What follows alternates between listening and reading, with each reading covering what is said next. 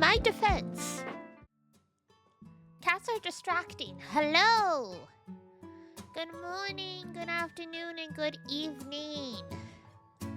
It's Dee Professional Streamer, give me your money.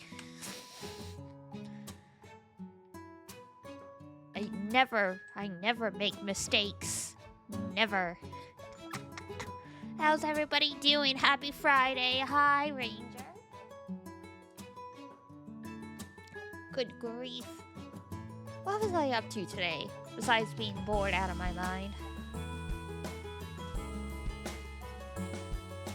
I keep telling myself to take notes about stories I want to share on stream, and then I'm like, oh, no, I'll remember.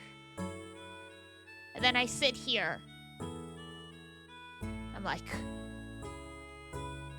what do I want to talk about again? Oh, one thing is update on my grocery conundrum. Some of y'all might be like, what grocery conundrum?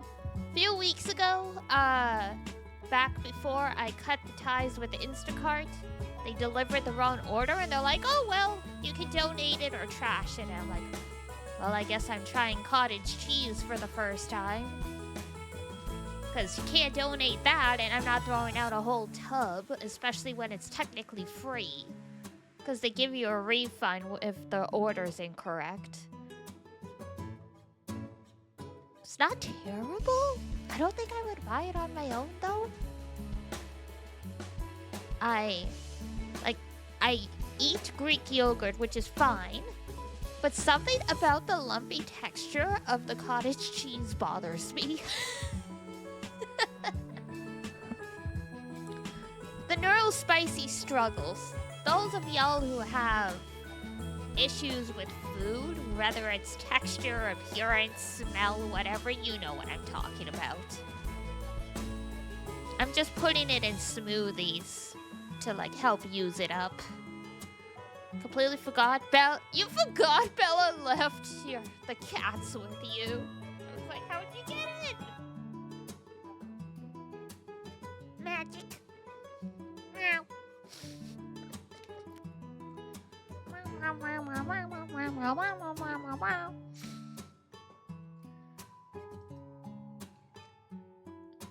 Some magic. Cats be like that. I have a dog, not a cat, nor cats. How am I supposed to remember? Does your dog not react to the cats? Or is this a situation where the cats show up and they immediately assert dominance over the dog? Chill. Okay, so the cats assert dominance over the dog. Classic. I love seeing the videos of, like, tiny cats who have taken over, like, a big dog's bed, and the dog's like, oh, it's fine. I'll just sleep on the floor.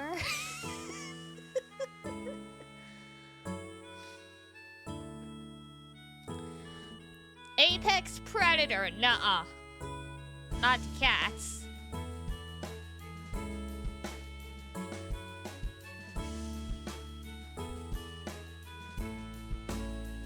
My nearest food area or bed or my room or my office. Kinda territorial.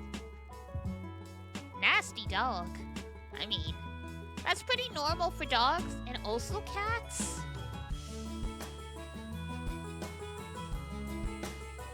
Wow.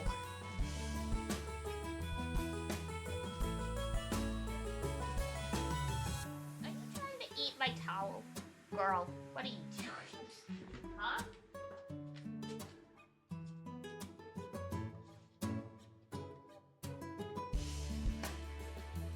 Oh my goodness. I had to sort out Pep. Because I'm preparing to do laundry, like, tonight and tomorrow morning. And so I've got, like, 3 laundry baskets worth of stuff out. And Pep's like, ooh, dirty towels. And I look over and she's like, she's got that face that pets have when, like, they've eaten something. And they're like, this is kind of stuck to my tongue. I'm like, are you licking my towels? Relatively old and kind of grumpy. Oh no. Not the grumpy old cat.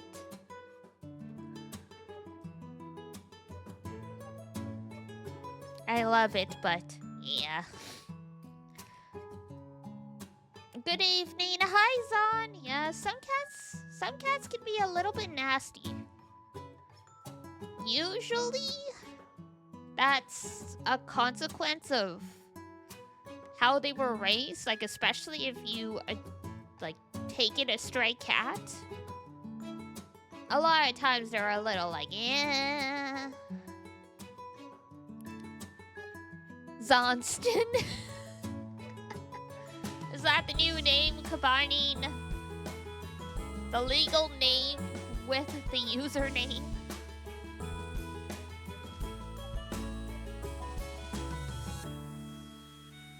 Incredible.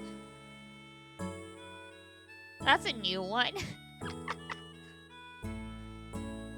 Why not? Why not? Keep it fresh.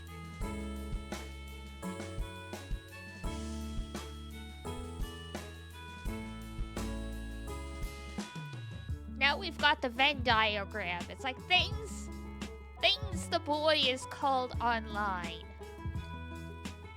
Zon, Austin, and then in the Venn diagram, Zonston.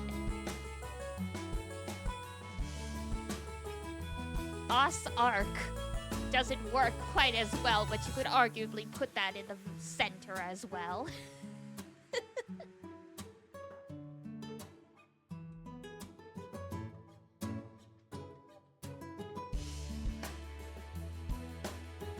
Alright, if I give you food, will you finally okay. Cats keep sleeping before stream, and as soon as I start stream, Cap's like, now it's time to feed me. It's like, no. You had your opportunity before. I just realized y'all don't know your name. And I mean, that's the thing, right? The community rules technically say, like, like, if someone gives out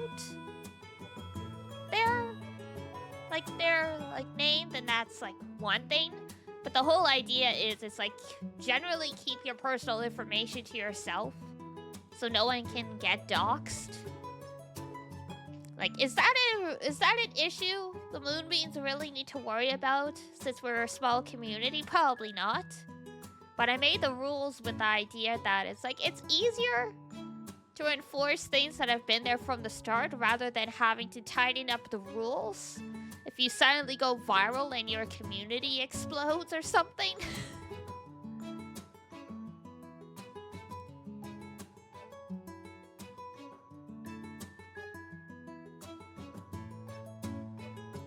That's exactly why I rarely talk about things outside of funny events or friends. Yeah, I mean, it's all to everyone's own personal comfort levels, but especially since I spent all my time in the cosplay community and I've seen what happens when people share personal information, it goes real bad. Like the one time Iduna got doxxed by 4chan because someone managed to figure out how to do there was like one photo deeply buried in her Facebook of her in a cosplay that she always likes to do. And like, yeah. Like, that's all it takes. That's all it takes. And then I have the story of an acquaintance. The internet can be scary. Oh, yeah. And then I have... And I mean, bless the hearts of my friends who are like, I shouldn't have to worry about this. I'm like, I know you shouldn't. But you have to, because people be like this. Like another time, Iduna sold someone a cosplay wig. And this was back in like Skype days or something like that. And they asked her for help with like hair or styling or something. And she said yes. And so she did like a Skype call with them, but she had her actual phone number tied to Skype. So then they actually started calling and texting her. Because some people will be like, you let them in once, they think they have modus operandi to just do whatever they want. It's like, no. No, that's not how it works. We are not friends. Like, had a coworker. Oh, no, not a coworker. A friend, like a... What's the word I'm looking for? Like a friend of a friend's coworker or something like that. Ran like a business that makes cosplay, like, prop kits.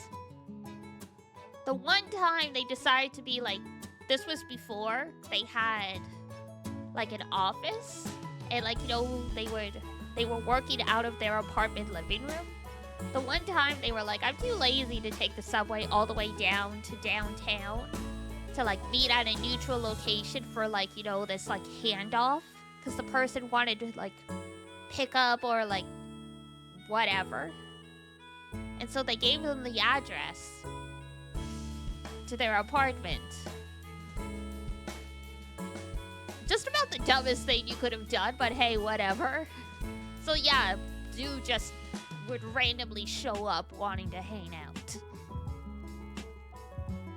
So yeah, when I ventured into the cosplay, like the VTuber space, even as a fan, I'm like, y'all are learning nothing about me.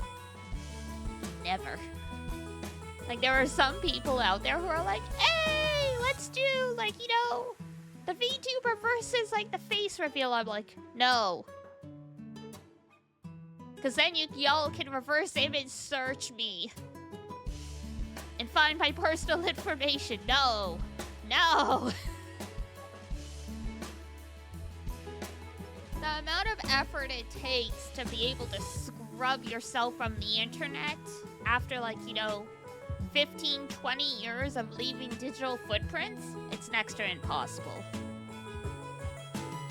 Hi, Zexu! And yes, we started talking about IRL stuff and internet identities. So it's like, yeah. If y'all are like, you know what? Don't call me by my username, call me this. I'm like, okay. I'm not gonna ask if that's like your legal name, that's a nickname, whatever.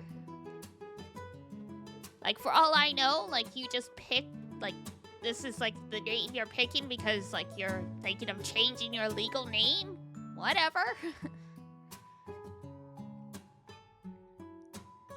Have I ever talked about a person named Mia, also named Mia? I don't think so. I think the only friend you've ever mentioned by name is Bella.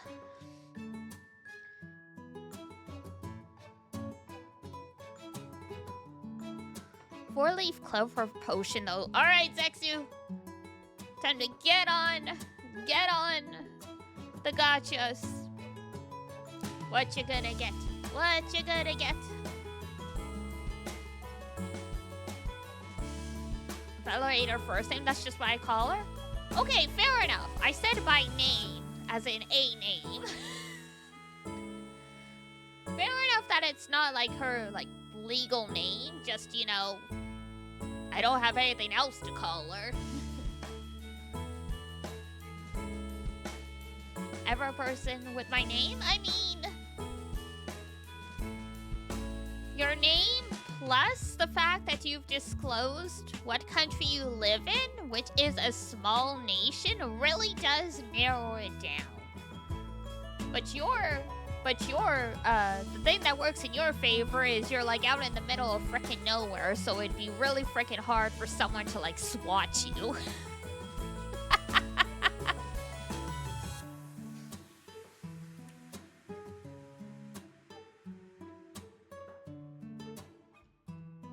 Because that's like the real trouble, right?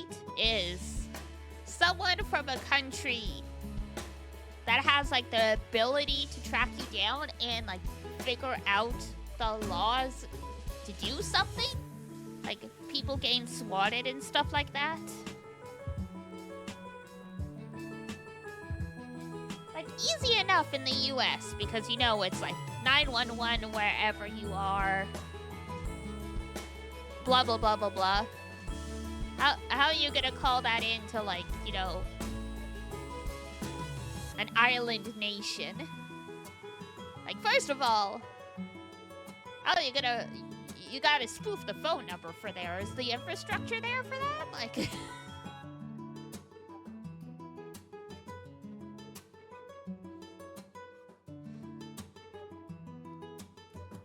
I have a pretty common name. My name is not... My name is like...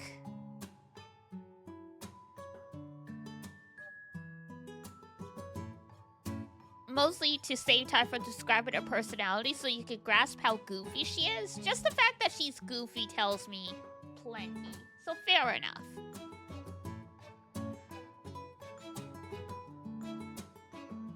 But yeah, oh my god, where was I going? I distracted myself. Right. In the province where I live, my name, not common at all. In Quebec, it's so common I've been mistagged multiple times. Like, people are like... You know, like, back in when Facebook was, like, the predominant way to invite people to parties and stuff, I'd get, like, tagged in invites to, like, stuff happening in Montreal, and I'm like... Did you need to actually invite me or not? Because, I mean... I could take time off and go hang out for a weekend if you really meant it, but if you didn't, it's fine.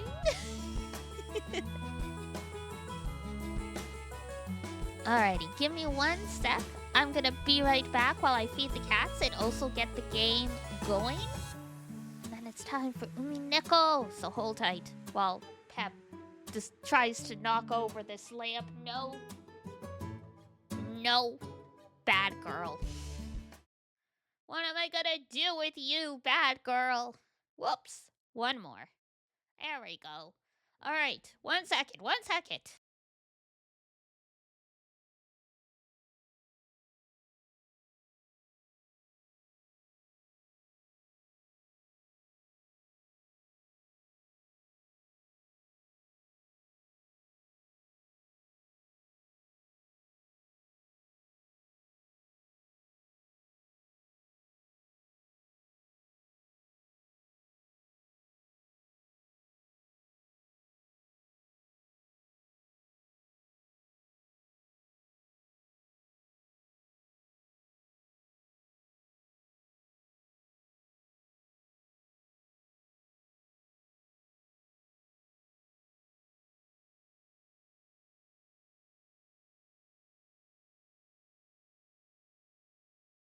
Totally off topic yet not.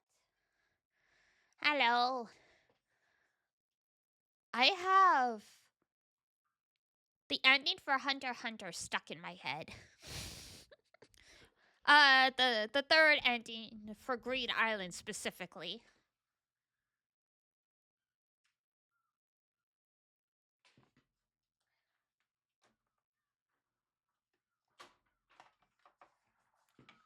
For a second, I thought my headphones weren't plugged in. No. The volume is just way too loud. Because I could hear the gulls, and I'm like, I thought my headphones were plugged in. Surprise. Surprise. Ah, ah.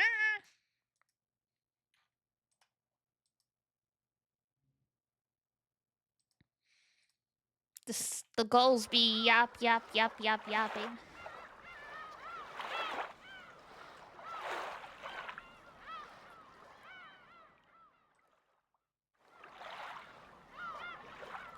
Gosh, we're almost, well, I want to say we're almost done the question arc. But I mean, These chapters are long, so being on the second to last chapter don't really mean anything.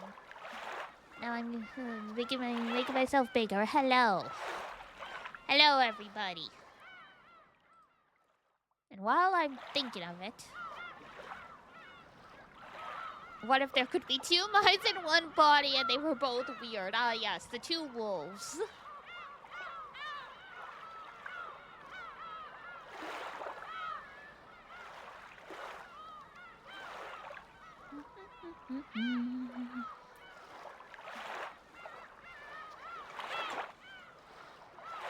There we go. We're ready to roll.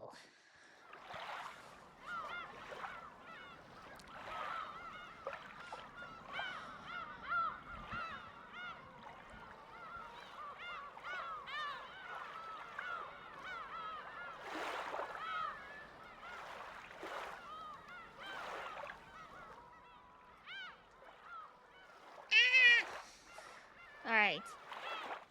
Let me just monkey around with the volume a little bit.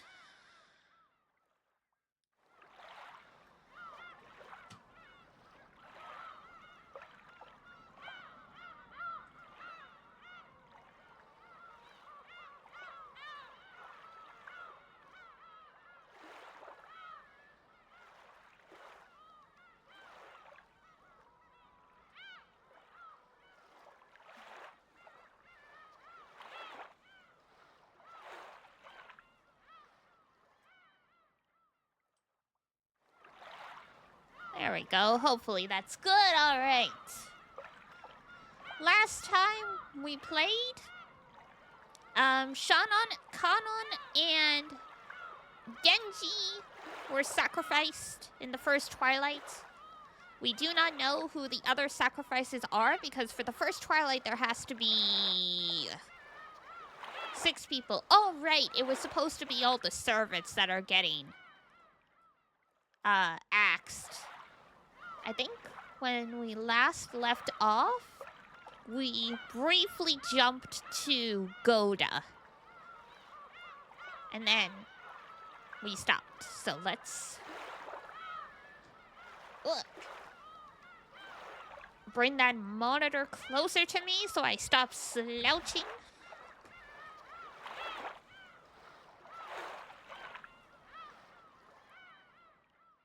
There we go. Every day I'm finding more and more reason to have chat in a third, on a third window or on my tablet or something. Reorganizing the monitors too. Keep chat in my periphery and then also have the game in a location where I'm not straining my eyes to look at it.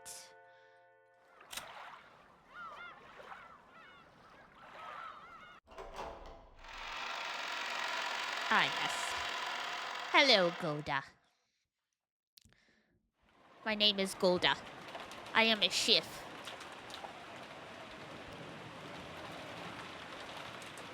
Goda was doing the nighttime rounds. Rokinjima had always been empty, except for the Ushinomiya family household. So checking that the doors and windows were all closed had no real purpose. However, ever since the time Natsuhi had condemned such an attitude as being careless, the nighttime rounds had become part of the servants' daily routine, just in case someone decides to raid the island at midnight.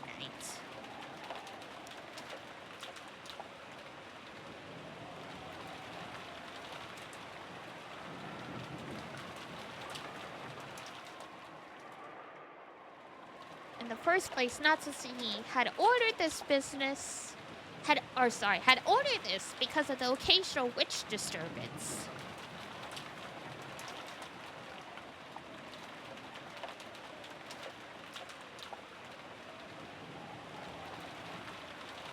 Damn.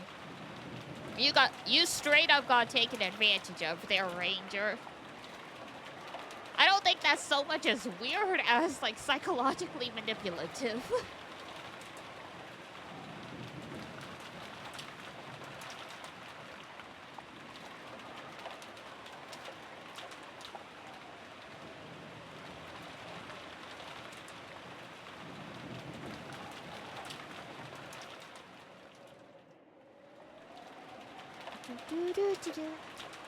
Alright, I'm gonna hide chat. We've run out of space on this screen.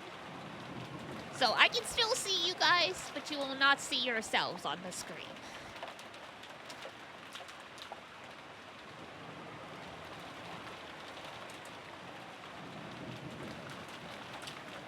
Everyone who came and left this island knew about the legend of Beatrice, the Witch of the Forest.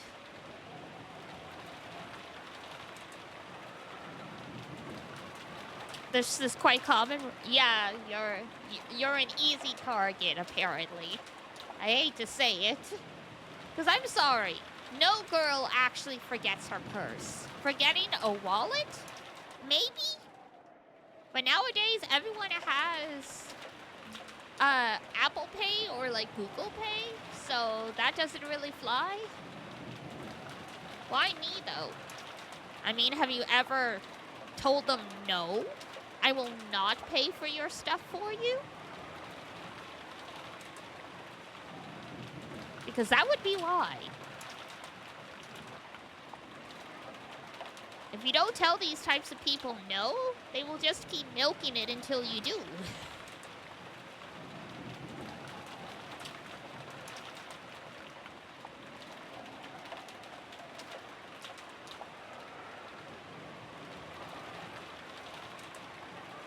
It had become established as this island's characteristic ghost story.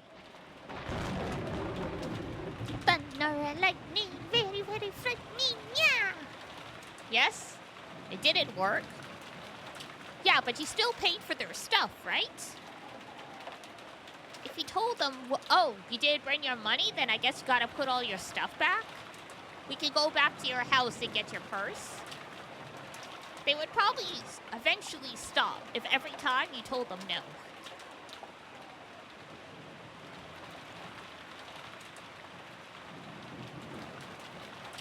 Because of that, it was only natural that some people would claim that when they thought they were alone in the mansion, they would hear a strange sound or see the shadow of a person.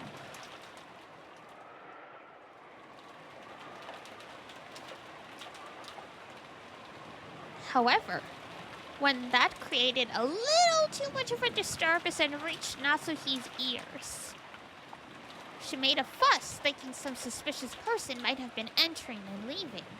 Apparently, she had roused all the servants and had them check throughout the mansion. Because of all of that panic over the witch had happened before Goda's arrival, he had only heard about it from the more senior servants. Ghost stories like that could be found in any workplace. I don't know, the apothecary doesn't have ghost stories. Maybe the building's too new. Even at the hotels and restaurant Goda had worked at, there had been plenty of them. So when he heard about that story on this island, he'd give it a forced smile, thinking, so they have that kind of thing here after all. That forced smile aside, he had figured that, when in Rome, do as the Romans do, and had taken it seriously. Goda went along with it on the outside, but in his heart, he'd assumed it to be a childish trick. At first, that is. This certainly is eerie. Yes, I can see why it was so easy for past servants to get into a panic. Could understand how someone doing the rounds on an eerie night like this might believe they'd seen a ghost if they saw a lace curtain waving in the breeze from a window that hadn't been closed. So if you make fun of the witch of the portrait, there is a curse. It seems there was even a servant who received a serious injury and quit. Well, I wouldn't want that. Think of my age. I probably wouldn't be granted a workplace this hospitable again. How old is he, like, early 50s, I guess? Witch of the portrait, I'm working sincerely, so please give me some peace. Goda prayed to the portrait, his hands together as though he was at a Shinto shrine.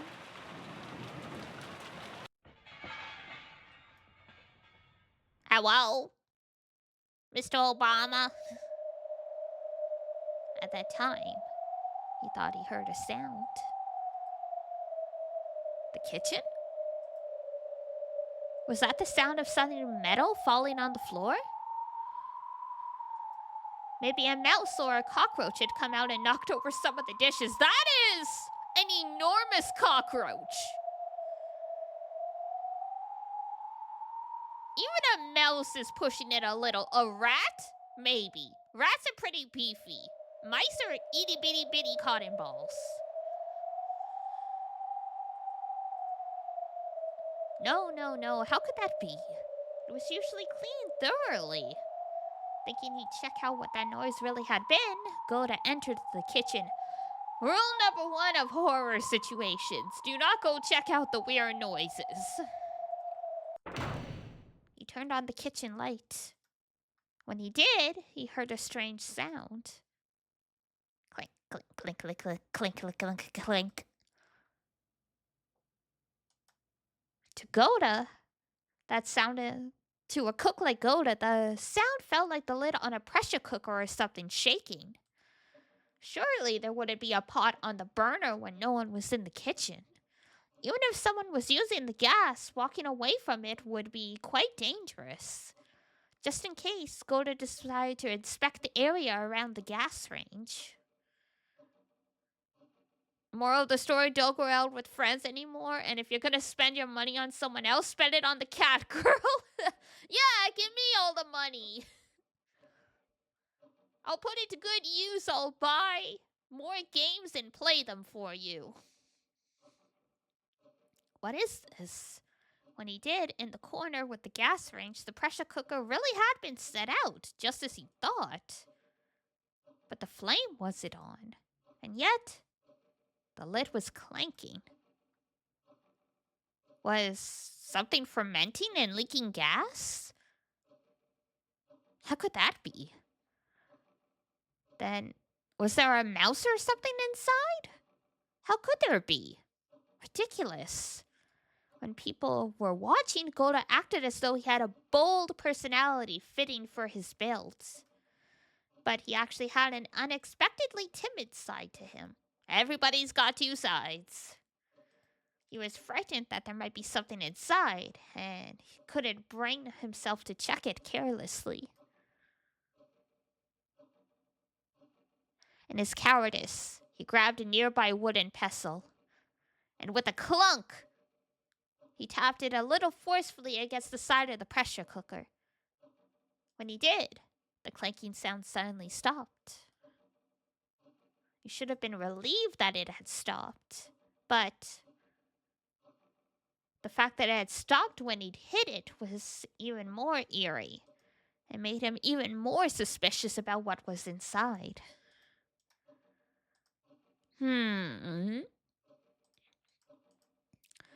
Mysterious phenomena do not exist in this world. Yes, witches and magic, things like that couldn't possibly exist.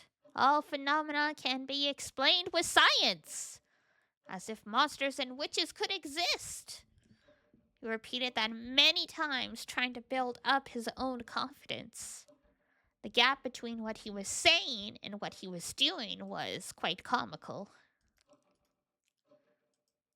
Who would believe in a witch? Who would believe in magic or curses? Come on, show me what you really are. Take that! He removed the lid of the pressure cooker. And lying exposed there was the sparkling, clean silver bottom of the pot. There was absolutely nothing frightening like he had imagined.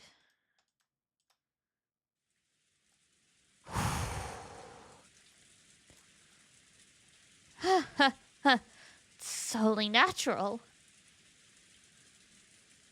There's no way there could have been anything inside.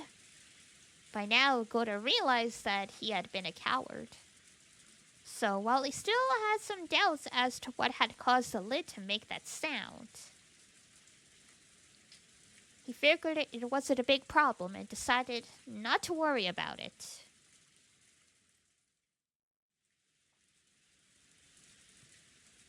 Then he took the lid he'd grabbed and softly set it back down where it'd been. It's fine. It won't make a sound. Of course it won't. As if witches and magic could exist. Clank. Click, click, click, click, click, click, click, click, click, click, click. Huh?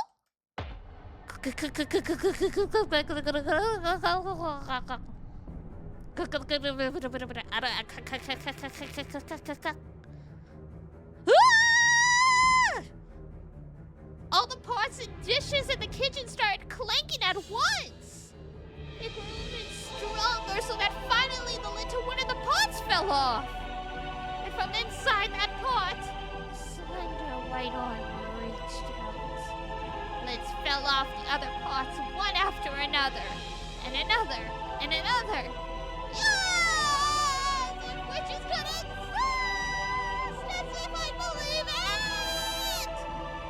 The number of arms grew to 7. A loud, shrill laughter split the air.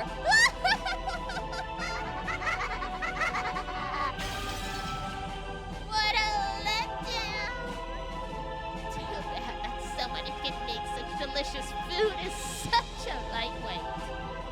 If you don't want him, I'll take him. It's all mine. Wait, I said no! I'll take him! Huh? What?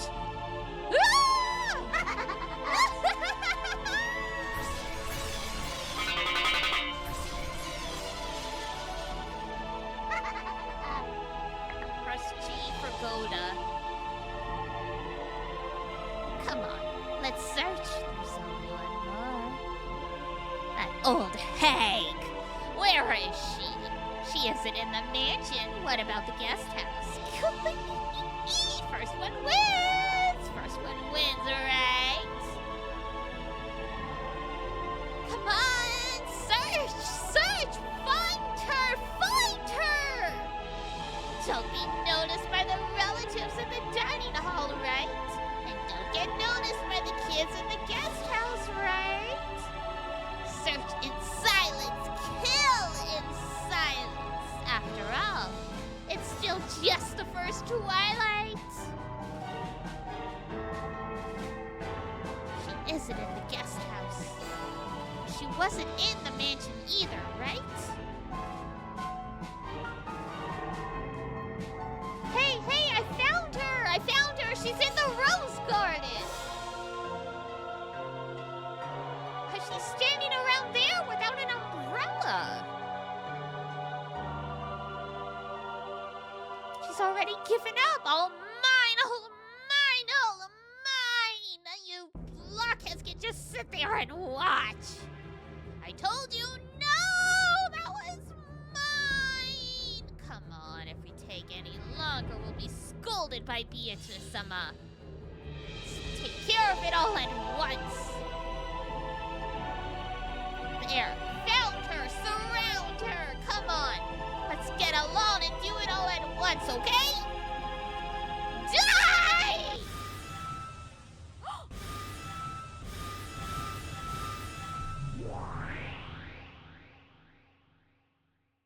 Granny's a badass. Huh? What?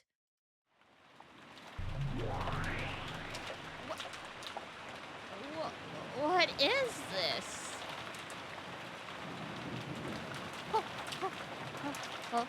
What naughty girls.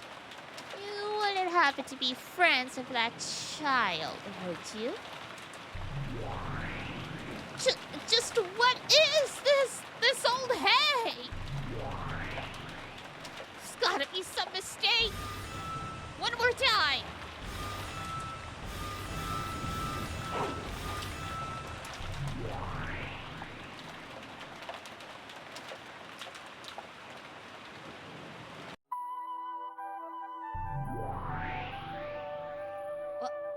Why can't she defend against us? Move aside! One more time! No matter how often you try, it won't work. This person is good. I am waiting for that child. Would you mind calling for her? Do you really expect us to run errands for you like that?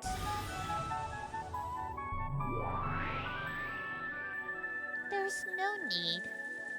Beatrice-sama! After all, even I have manifested by now. I was certain that you had awakened. Ronov? It's been a long time. Yes, truly a long time. This person's talking to Ronov-sama without using sama! And it's been a long time since I've seen you too, Beatrice. She's not even using sama for Beatrice-sama! Enough. Don't you know who this is? The name Beatrice itself is hers. I only inherited it from her. This is my teacher, the previous Lady Beatrice. The previous Lady Beatrice? Hello, Kumasawa? You've been holding out on us.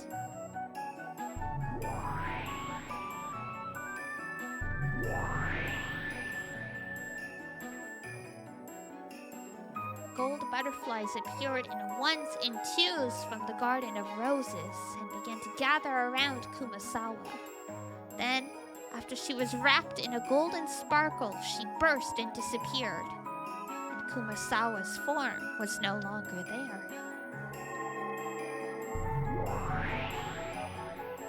Oh, it's her! Instead, there was another golden witch. The one who had taught the path of endless witch to Beatrice. And the only person Beatrice ever called teacher. Her hair was long, beautiful, vividly youthful. And her figure in that elegant dress couldn't possibly have been mistaken for an old lady. No. This looked like a completely different person from Kumasawa. Well, well, teacher. I never even dreamed that we would meet each other again. Yes, neither did I. I certainly never dreamed that my sleep would be disturbed. Such a troublesome time for you to awaken. If you'd remained asleep as usual, the first twilight could have ended without much trouble. Or perhaps I should be glad you're here. I was just getting a tad bored. As usual, it seems you're toying with sinless people in a vulgar game. I believe I taught you several times that the power of the Endless Witch mustn't be used to cause people trouble. Oh, don't say that, teacher. Isn't boredom our natural enemy? This is just a little spice to escape from that. The more the corrosion advances, the stronger my power becomes, and the easier it becomes to summon my minions. But who would have thought it would release the seal on you, teacher, at the same time? It's precisely because I predicted such a thing would happen that I slept so very close to where you were. Though I prayed in my sleep that I would never be woken again. Being reunited with you like this is a very sad thing for me.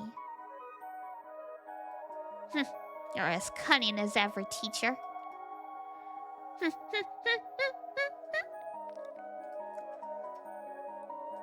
Ronov, have that young furniture step back. Furniture only serves its master. The master is responsible for all of her crimes.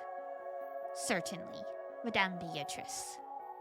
I have already passed that name on to this child. Come now, Step back, furniture girls. I may give warnings a second time if you do not listen to the first. However, do not expect to receive a third.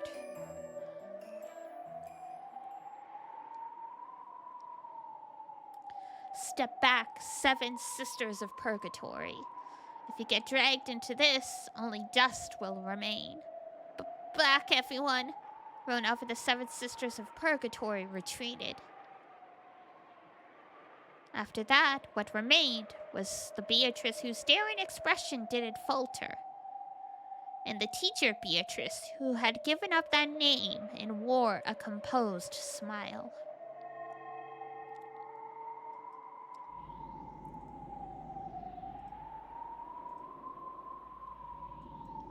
Well then, teacher, what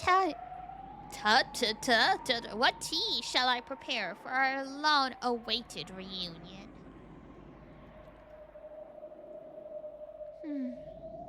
Let's see. This reunion was longer in coming than that visit of a comet. Perhaps I will accept your hospitality. And if it seems a mistake has been made, I'll have you return my name and the title of Endless Witch.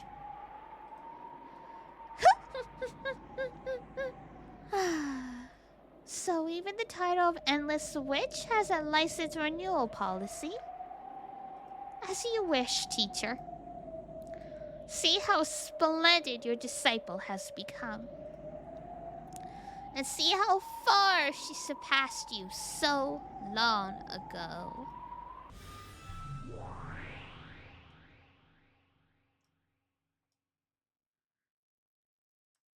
The air between the two Beatrices seemed to explode with sparks. Just by glaring at each other, they purged all spirits from that space.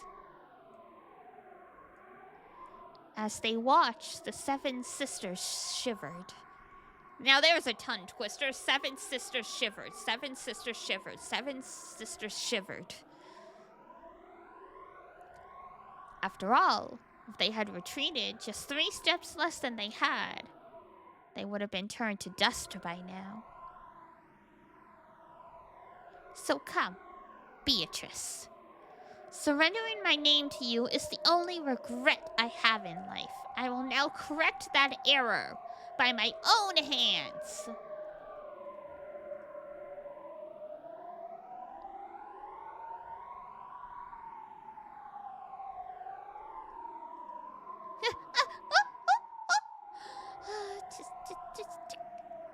You've got it wrong, teacher. My only error was becoming your disciple in the hopes of gaining such a puny level of power. Get it? What are you calling magic?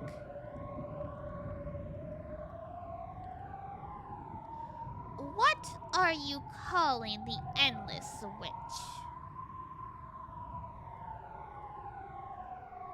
All you've got is a power that can be gained just by noticing, right?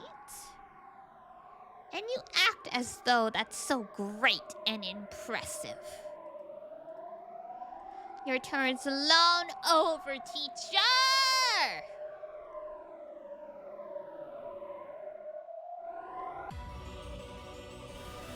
Oh, here we go! Shing!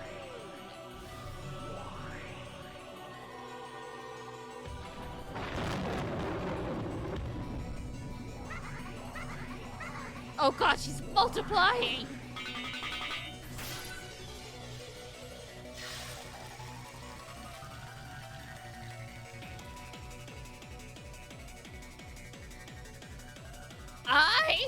I don't have a clue what's going on anymore! What in the world is happening right in front of my eyes? Poor thing. Seems my disciple is causing me trouble. I apologize. Who the heck are you? Why did old Kumasawa turn into a nature like this? I mean, seriously, who are you? I don't get it! What kind of special effects are these? My head feels like it's gonna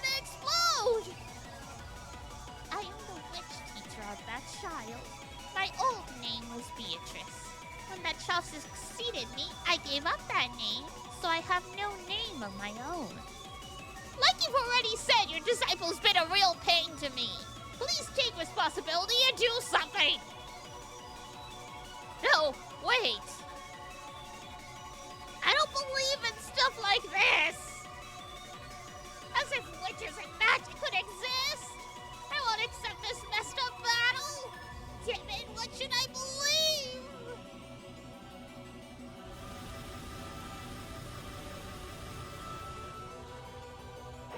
I don't know, but I'm having some coffee. Nom, nom, nom, nom. Ho, ho, ho. That's just like you, hospitality with a very quick temper. I'd expect nothing less from you, teacher. It seems this is so trivial to you, you don't even feel like opening your eyes. Gasp! Actually acknowledging that the anime characters have their eyes closed. But I doubt you'll be able to win unless you're prepared to wreck this whole island, see? Come, arise, shoulder war towers. The what?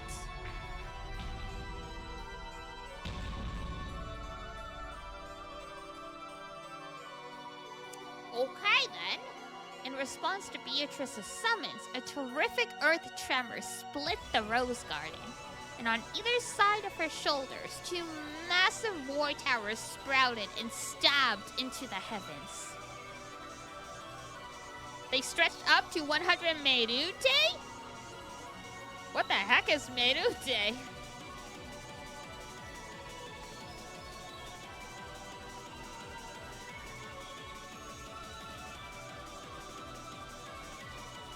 Perhaps meters or yards.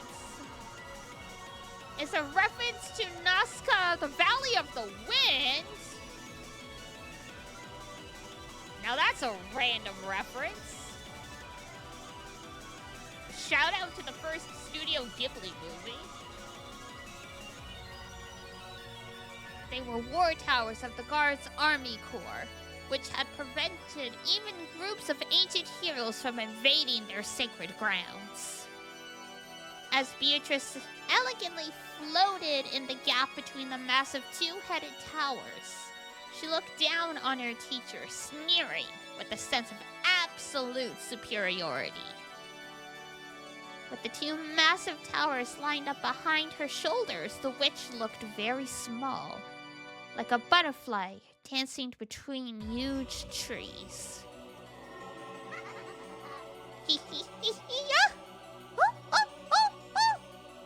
Don't think you can dodge it by turning into butterflies, okay?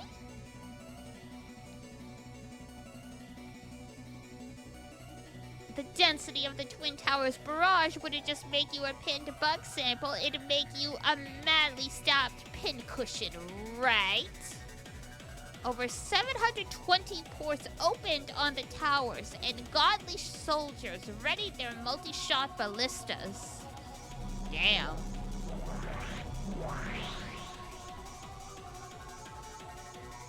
Is that the end of your turn? Famous last words. Blast away!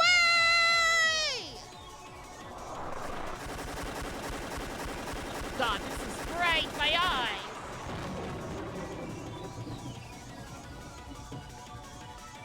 The ballista shots that numbered over 1,000 were all fired at once, drawing a beautiful geometric curtain of death. The boorish sound as the bowstrings were played was probably even deeper than that of a reaper swinging its sickle. Calliope Mori? Come, arise, fallen tower. Split the single language and let that sin be known.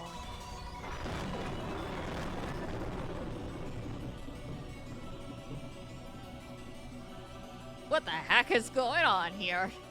The sky was stained in incandescent red, and from between the clouds, a blazing, massive tower fell upside down. That massive falling tower and its rubble sucked in the 1,000 of ballista shots, so that not one of them approached the body of the witch who had summoned it. That's right, no group of people, no matter how large, could approach the mysteries of heaven.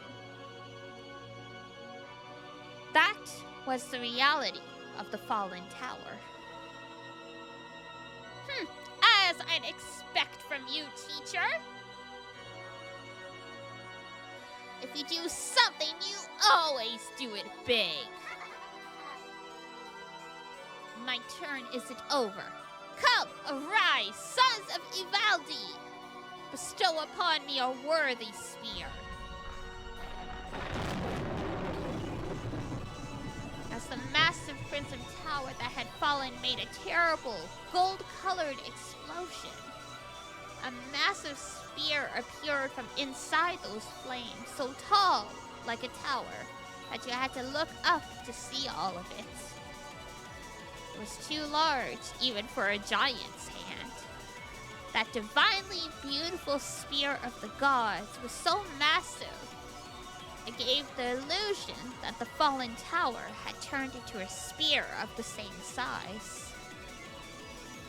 It was a spear of certain victory that none could escape. Gaybolg? For those who don't know, Fate, Stay Night, or Irish mythology, Gaybolg is a spear that is said to never miss, and it's like an instant kill strike.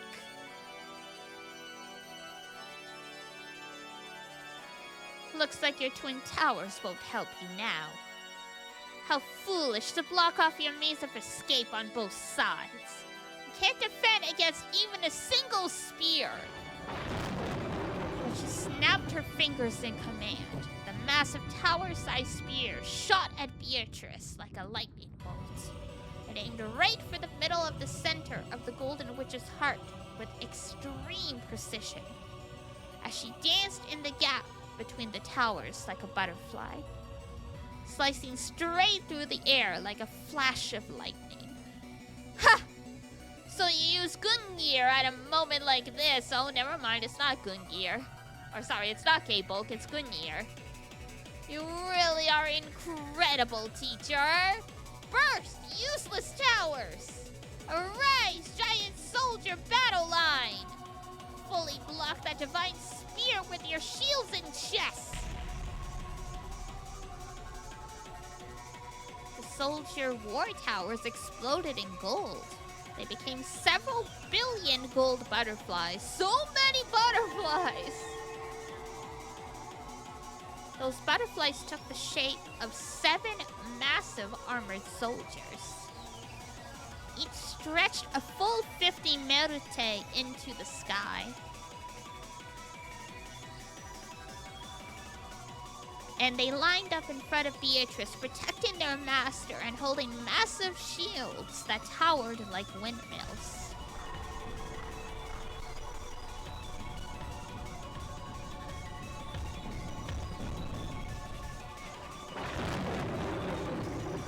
They were as massive as a mountain range. The witch behind them was like a small moon hiding behind the mountains. Once in the past, when the massive shields these giants held had been readied by the whole regiment, they had protected King Wilhelm's castle not only from arrows, but from the wind and the rain. For when they had faced upwards and held their shields to the heavens, not a single raindrop had gotten through. Foolish. The shame of a witch who has forgotten to respect things sacred. Do you think mere giants could defend against a spear of the gods? Indeed. No matter how much human metal you are armed with, you cannot block a spear of the gods. A wonderful epaulette mate by Madame. No way, Beatrice-sama! Of course I haven't forgotten, teacher. Come, arise, disciples of Hephaestus. Bestow upon me a worthy shield. You mean Alexander the Great's lover?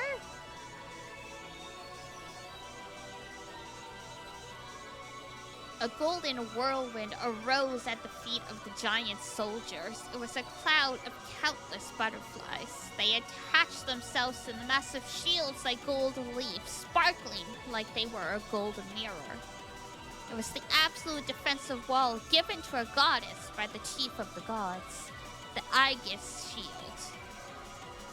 When the holy spear, which left a dignified tail behind it like a comet, crashed into the mountain range of that gold shield, there was a terrible, thunderous roar. It was the creaking of the pillars that held up the heavens.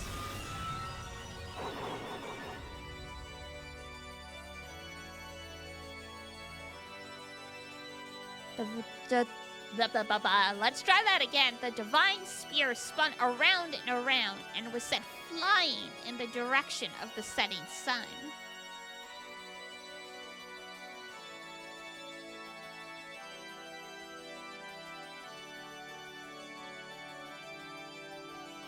Impossible!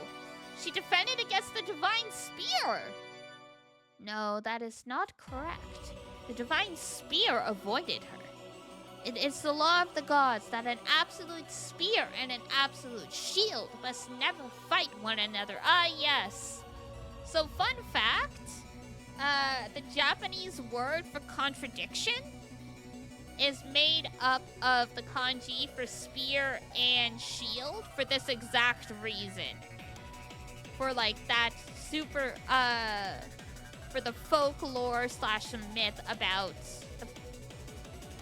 the merchant that came before Cain and offered like an absolute spear and an absolute shield. And to prove that, like, you know, they were both the best, they were supposed to be tested against each other, and then thus the contradiction was made. The actual word is mujun, I believe, is the Japanese word for contradiction. Although in the end, it means the same thing as defending against it.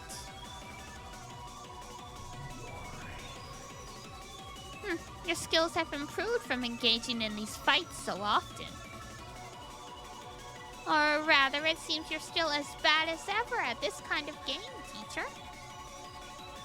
It's my turn to strike back. I shall follow the cold and counter a spear with a spear.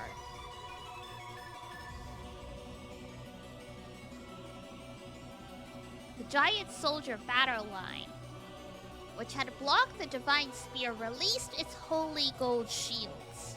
The shields fell to the earth, making the ground shake.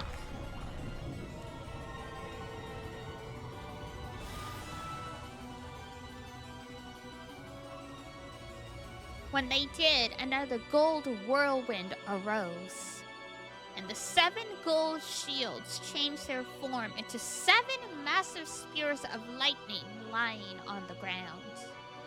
At once, each of the giants lifted one of their legs high and firmly stomped on the tips of the handles. As the earth shook with a thunderous sound, the 7 lightning spears spun beautifully and flew up above the giant soldiers' heads. They scattered into a golden splash and began to fall before the giants.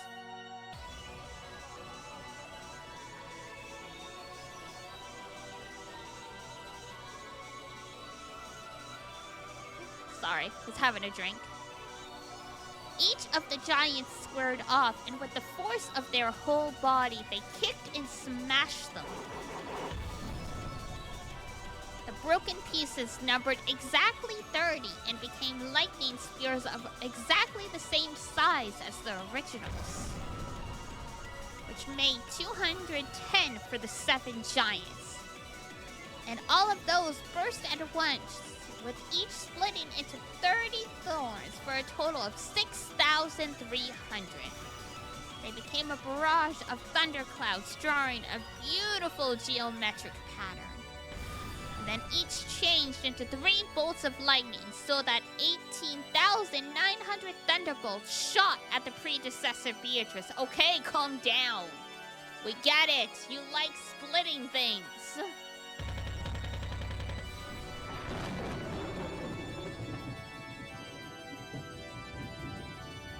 It's over! Beatrice-sama! I would expect nothing less from Madame. That bundle of almost 20,000 thunderbolts must have reduced the teacher's body to dust. But there had been no resistance. Beatrice knew immediately that she'd been fooled. At the time, for the direction that the sun had supposedly set, she felt the impossible rays of sunlight. A brilliant ray of light shone on her profile. It was the figure of her teacher holding aloft the spear of the gods that had supposedly been repelled a short while ago.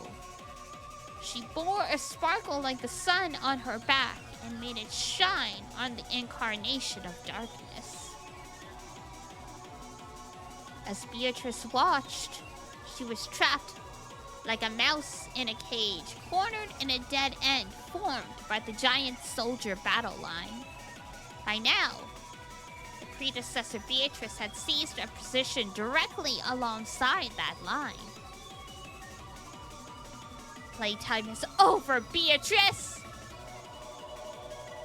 Have I exposed my flank? The bold expression hadn't faltered even once, but now it twisted for the first time.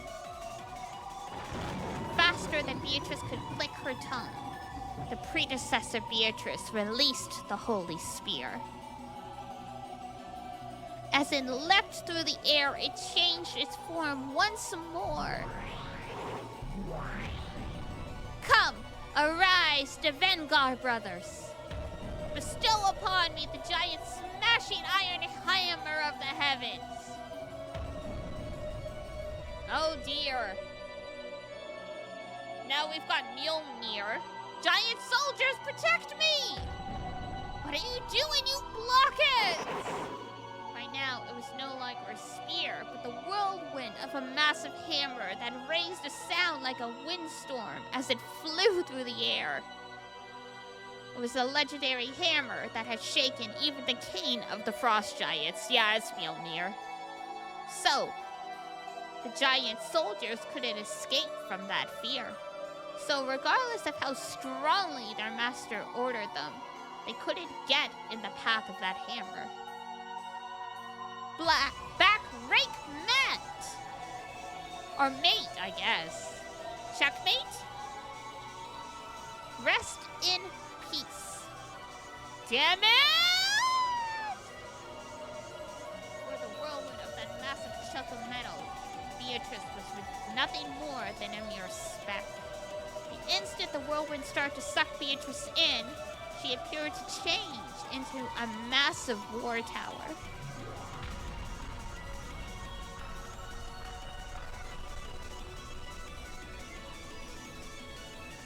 The iron hammer smashed the war tower, scattering tremendous amounts of rubble, but it did not reach she who had escaped behind it.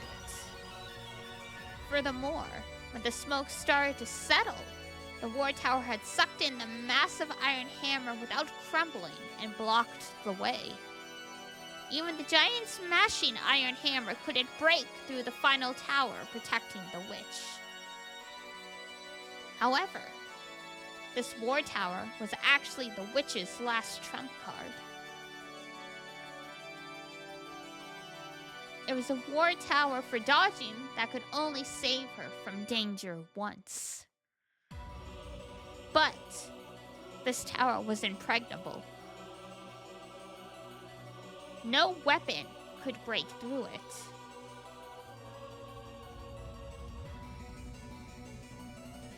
At that time, the moon disappeared. As Beatrice hid in the shadows of the giant soldier battle line in the war tower, she looked up at the sky. When she did, inside the moon was the figure of a massive horse ridden by the god of war and death, Odin? Man! Everybody's showing up today.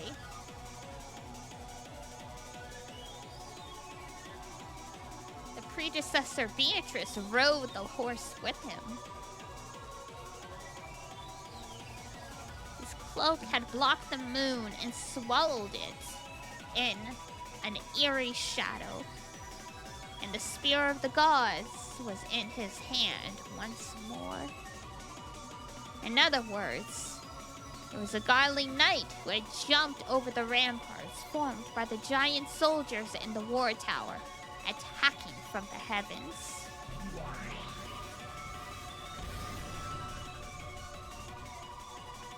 Smothered mate? Ah, you got me. Smothered mate! It was fun, Beatrice!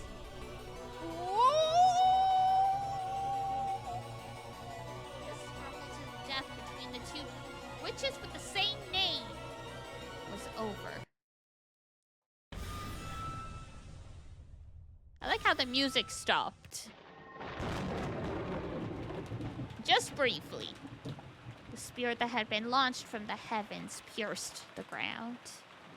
The giant soldier battle line in the war tower split into countless gold butterflies, wrapping the area in a gold-colored storm.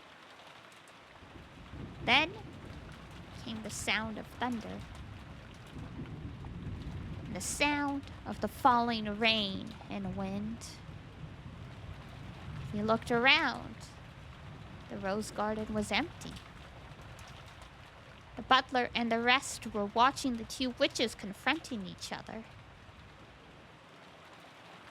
But Beatrice alone had changed.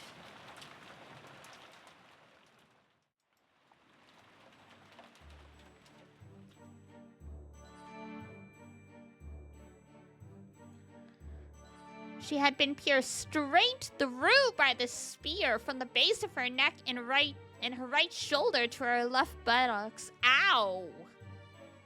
Unable to even reach the ground with her feet. Horribly exposed, like a pitiful pinned butterfly, tormented by the wind and rain. But Beatrice,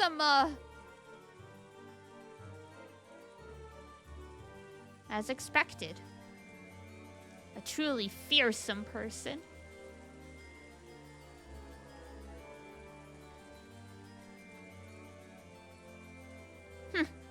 That settles it.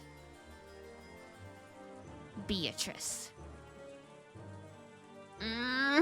Ouch.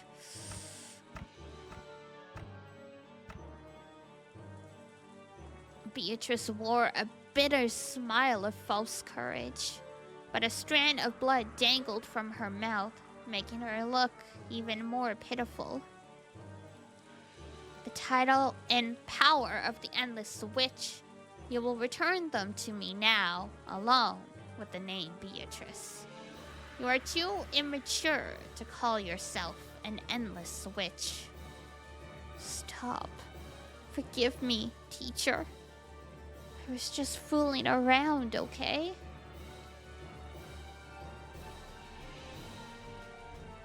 I will take my name back from you. I shall return you to your original form. Perhaps you should relinquish this power which is beyond you, and live a life suitable for yourself. Come. Try to remember. What form did you have? The predecessor Beatrice began to recite the words of power. When she did, small gold butterflies gathered near the skewered Beatrice and began to swarm about her.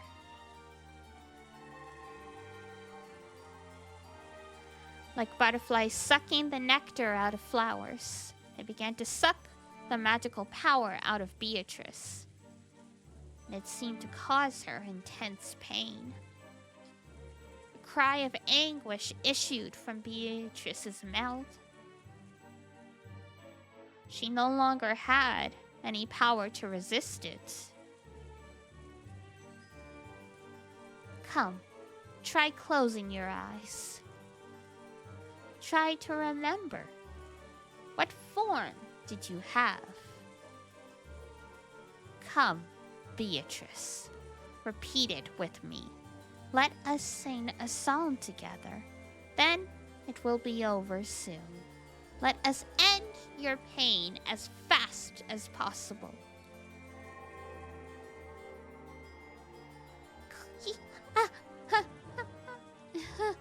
You're right. How long has it been since I've sung with you, teacher? Come, together now. Come, try to remember. What form did you have? Come, try to remember. What form did you have? When the two of them began to recite the same song, more and more gold butterflies danced around, swarming around Beatrice.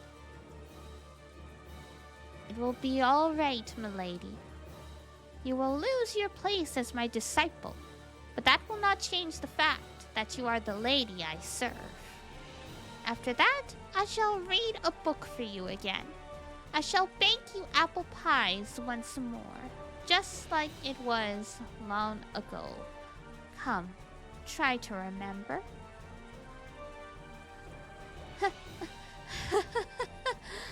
Yes, try to remember. Are you finally starting to remember? Hey, teacher, did you remember that thing behind you?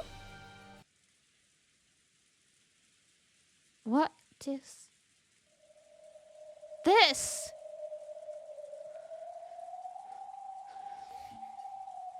When the predecessor Beatrice looked behind her, there was an eerie hedgehog curled up there. No, it was herself. There was another predecessor Beatrice whose whole body had been packed with ballista shots, lying there like a pincushion doll. Come, try to remember. What form did you have? Or maybe that's not right. Come, try to remember. How were you killed? The predecessor Beatrice was stunned. Her form gradually began to fade away.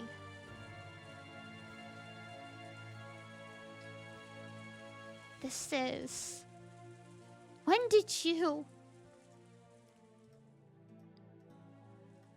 At the beginning, I did not summon a pair of shoulder towers.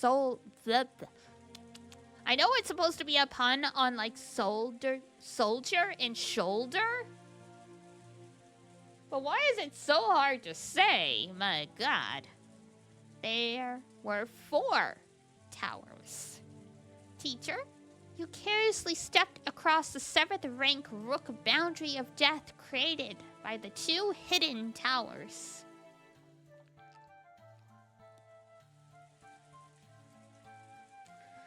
Which were lurking in the distance on either side of you. It was bad manners of me to say check this late.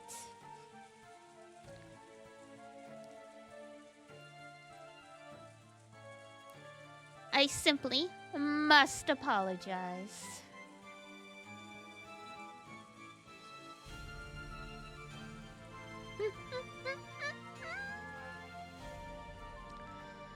The battle had been decided at the very beginning. It had been over since the time the predecessor had leaned forward, readying her holy spear to attack Beatrice, who had been wedged between her shoulder towers. The hidden towers lurking on either side had bathed her in a windstorm of ballista shots from 720 ports on both sides. That the cat knows something? Well, I mean, it is a moonbeam, so, you know.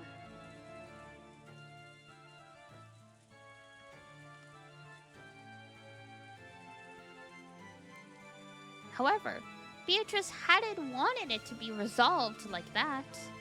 She had wanted to let her teacher take her next move and had continued acting as though the game was still on. She had immediately revived her with endless power and made her continue the game as though nothing had happened.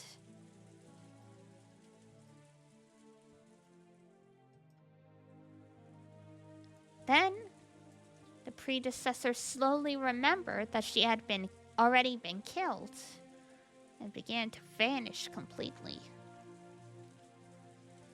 When she did, the spear that had pierced Beatrice also vanished.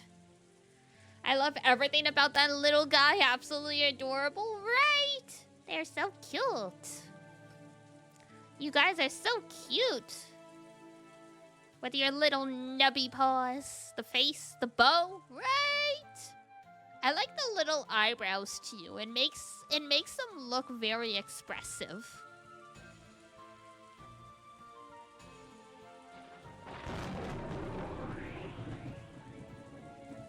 Beatrice finally landed on the ground. There wasn't even a trace of a scar.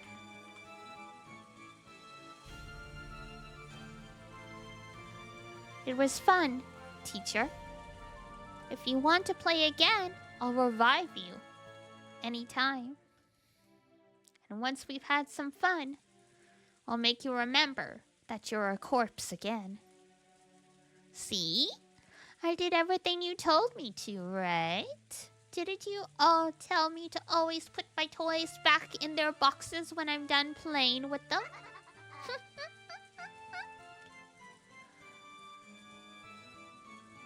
Miss about to swear me out in French? Fair enough. Was it an easy victory?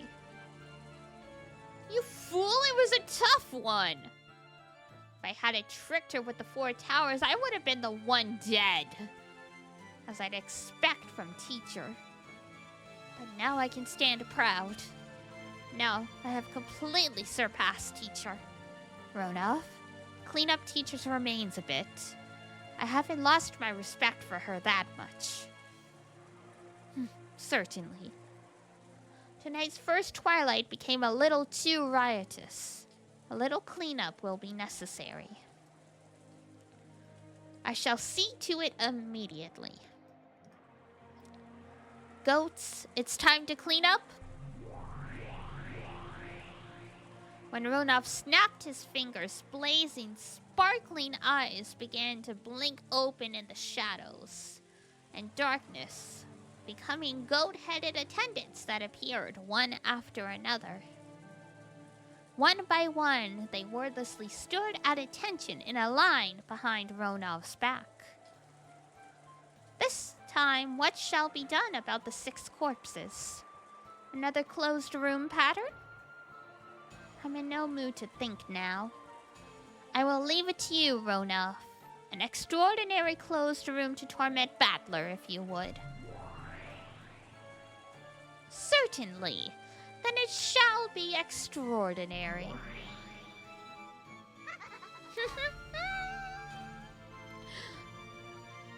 Okay, where's Battler? Battler, did you see my big moment? Damn it!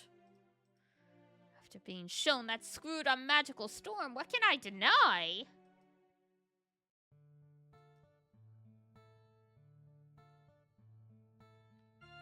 Forget just denying witches existing after being shown that tremendous flashy fantasy. What can I deny now? I don't get it anymore. It was like that last time too, but how can I deny these awesome, wonderful, magical battles? Isn't that right? Hi, Pink Dee. Hi, Luna. How are you? I mean, I was always pink. I am more pink now, though.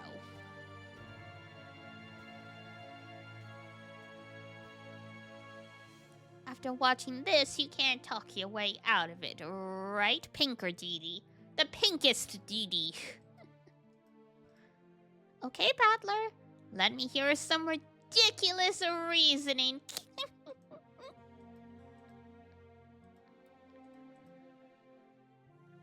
Milady, Your laugh is becoming undignified.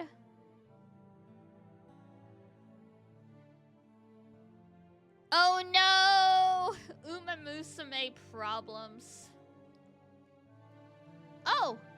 My apologies. She just really wants to be a night owl. But that isn't my fault.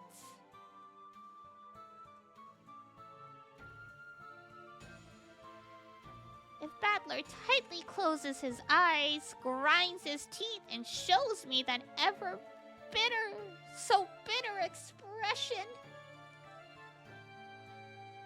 it just automatically slips out of my mouth, you see?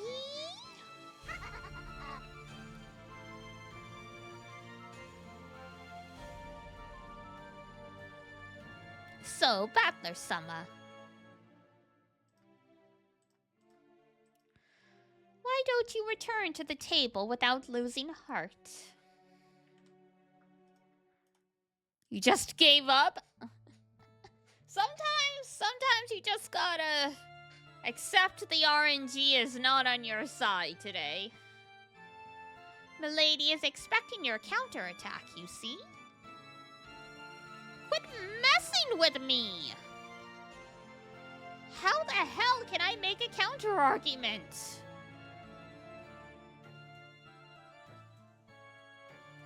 In the first place, everything was already screwed up when that tower sprouted out of the earth. Should I say that under the ground in Rokenjima, there's a secret laboratory for building super alloy combining robots or something? Hey, why not?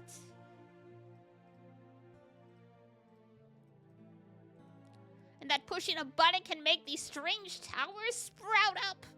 Right, and then these huge giants must be the robots, or maybe an evil secret association's mecha monsters? I don't get it! Don't talk to me! Oh my god. Look, don't cry, okay? Bang, bang, bang, it's magic.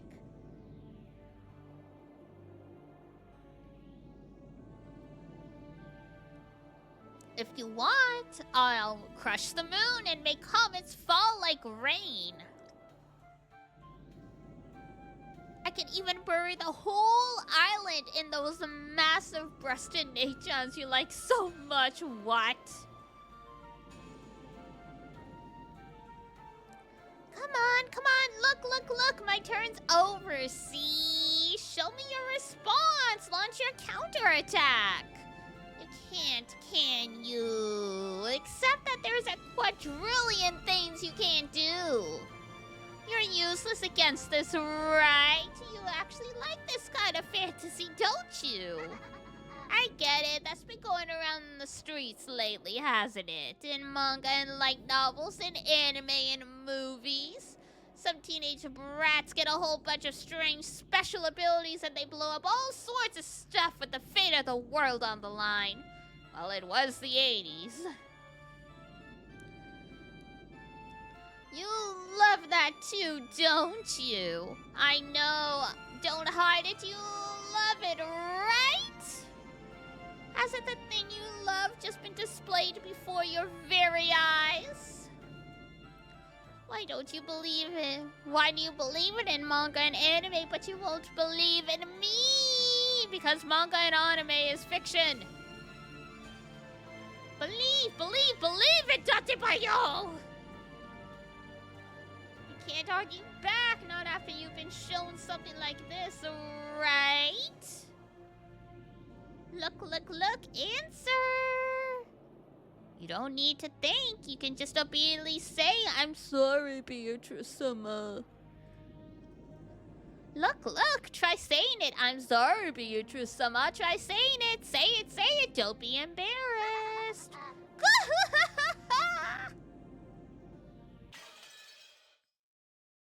Thanks, Beatrice.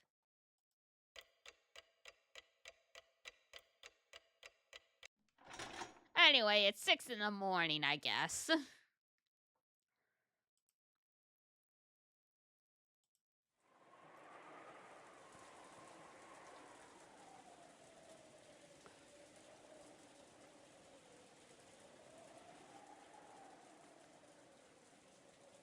There would have been no way to tell that morning had come without opening a curtain and looking up at the cloudy sky, which had become a tiny bit lighter.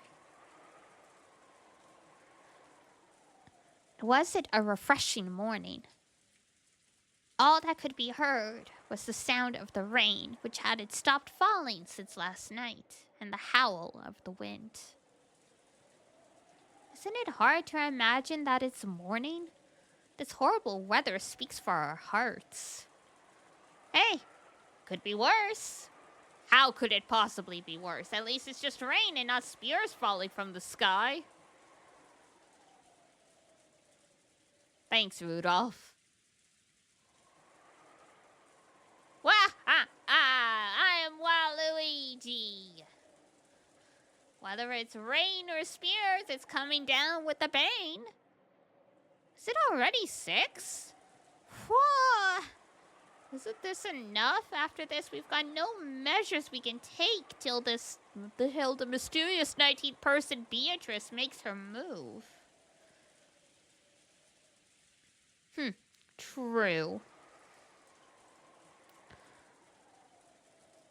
However, I believe we have anticipated every trick they might use against us.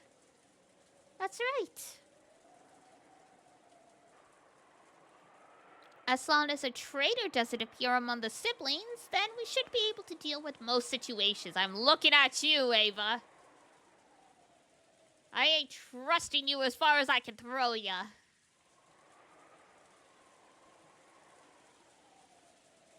Haven't we talked about this enough?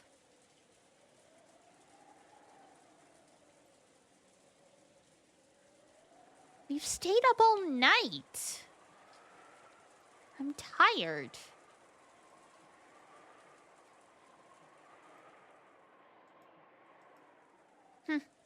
You're right. How about taking a little rest after eating breakfast?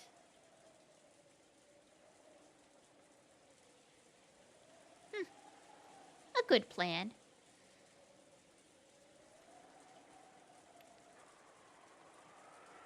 Staying up all night is trying at our age. Yeah, like, what is it? Mid-30s? 40s?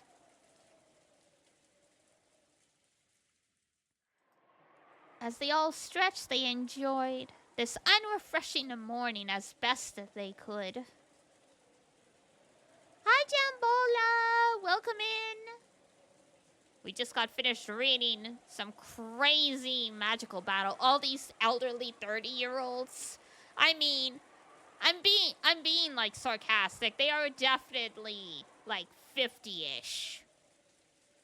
Because I mean, Ava has a 23-year-old son. Even if she had him at 20 exactly, she would be 43. So if she's 43, Kraus is probably 50.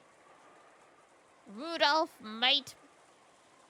I think Rudolph and Rosa are supposed to be significantly younger, and then Rosa is even more significantly younger. So Rosa is probably still in her, like, mid to late 20s. Rudolph's in his 30s somewhere. Probably late 30s because he has an 18-year-old son, so.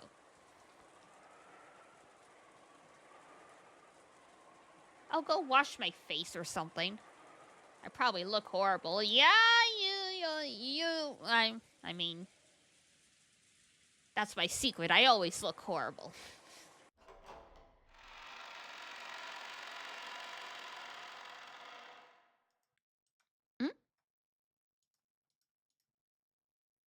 What is that awful stench?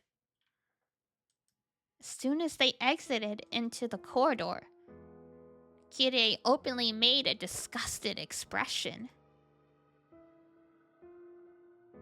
What is it? Hey, don't you smell something awful?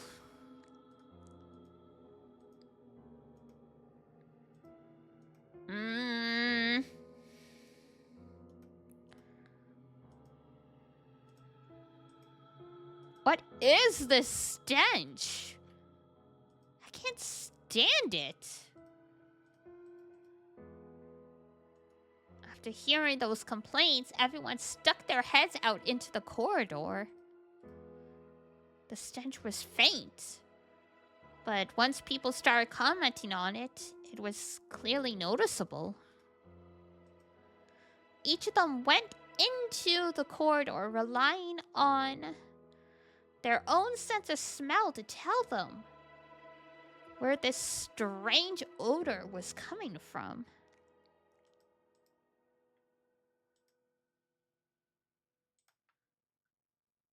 What in the world could it be? Let us have Genji deal with it.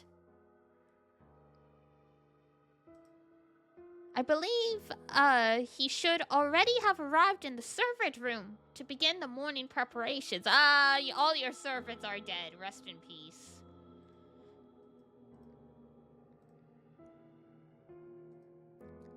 Indeed. Please do.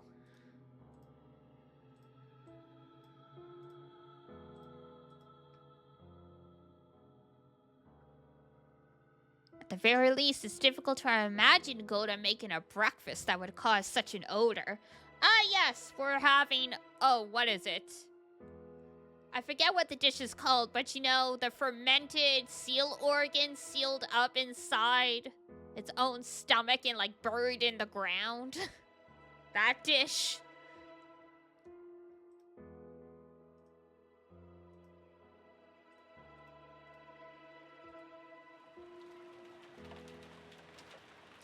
Rudolph and the others searched for the source of the smell and determined that it was coming from underground. Can't say I've ever had seal. I mean, I haven't either. That dish is just famous for smelling absolutely foul. It's like an Inuit and like Scandinavian dish. Like, you know, the Arctic Circle type people. The Arctic Circle type people. I really said that. But you know what I mean.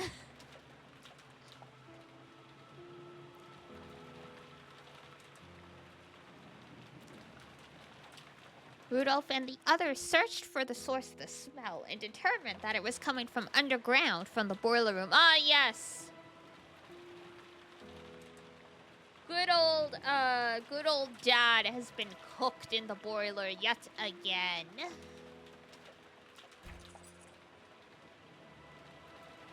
But the door was locked, and they couldn't check inside.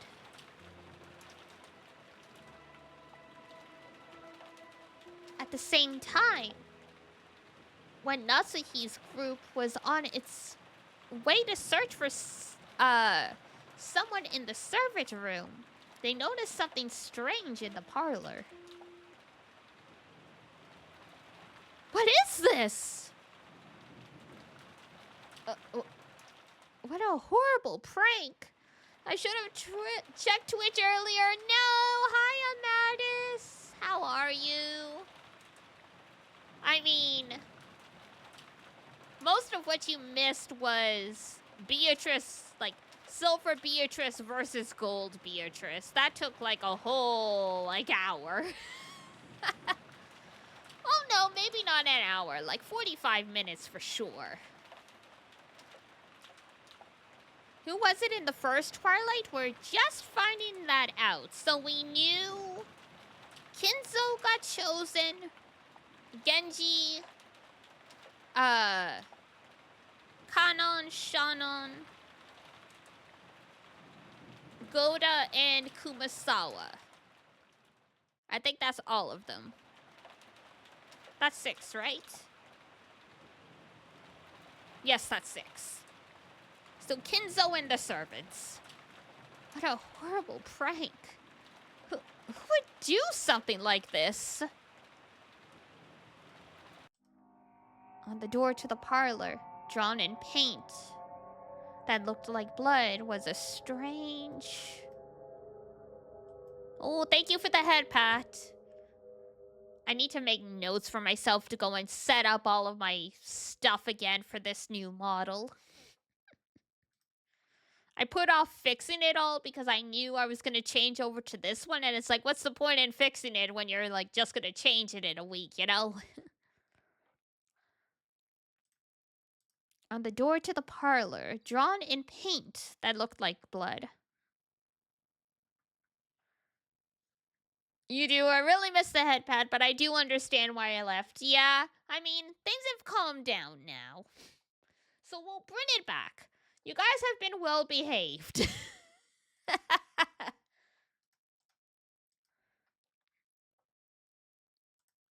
Because, yeah, I mean, didn't think I would need to put a limit on headpad, but yeah, some people do actually spam some, like, spam commands. Someone abuse the headpads, yeah. Like, at first I just tried to increase the points, but that didn't stop them. And then even with the cooldown, they would just wait for the cooldown to end. Even when it was like, 5 per stream or something, as soon as they got in, they would spam all 5 of them. And I'm like, okay, this is like, this is gotten out of hand. Even after we asked, it's like, please don't spam this. It fills up the activity feed. It fills up the chat. You're burying people's actual messages. And then it did not stop. So I'm like, all right, well, here we are. Y'all are usually very, very good. I think that's only like the second or third time I've ever had to like actually be like, guys, your actions have consequences here. Sometimes it only takes one. Yep, if you're not respecting the rules, then like you gotta put the foot down. The first one was relatively minor. It was when I streamed Grand Blue Fantasy quite a lot, like even outside of like, the United Fight Guild events. And no matter how many times I told people, like, don't comment on my grids, don't give me advice, no backseating, I updated the rules, I did like everything, and they still kept doing it. And finally I was like, okay, guys, I'm not gonna stream this anymore. Because you guys aren't listening to me, and it's making me feel like garbage. That was the only other time other than, like, having to disable the head pats that I had to be like, alright, enough. And then, like, the third time was, like, the one time, like, I didn't even have to ban them. I just put them on a timeout, and they left. And I'm like, alright, enough's enough. Steedy is a strong and independent being, yeah. It's hard. It was definitely hard at the beginning to try and reinforce boundaries because in your brain, it's like you should just accept everything. A viewer's a viewer. Like, you can't grow if you don't have people. I'm like, okay. But if you let these people in, then they bring their friends. It's that famous story about, like, the bartender who kicks out, like, the neo-Nazi people because it's like, oh yeah, like, you let one in and they're nice, and then next thing you know, they bring all their friends, and then next thing you know, your bar has become a Nazi bar. Like, that kind of thing. So it's like, yeah, like, it sucked in the first year, like, because it's like my growth was really stagnated by me being like, no, that's not okay, you can't say that. No, no, no. Like, this was before Ranger was around, but I got into an argument with someone about whether clothing is gendered. Because there's characters in Grand Blue Fantasy who canonically do not have, like, a gender assigned to them. And they're like, well, they wear a skirt and they have boobs, so I'm gonna say they're a woman. I'm like, that's not how that works. Like, wearing a skirt doesn't mean you're a woman. Having boobs doesn't mean you're a woman. And they're like, okay, well, moving on. I'm like, no. I'm like, you started this. If you want to stay here, you gotta listen to the lecture.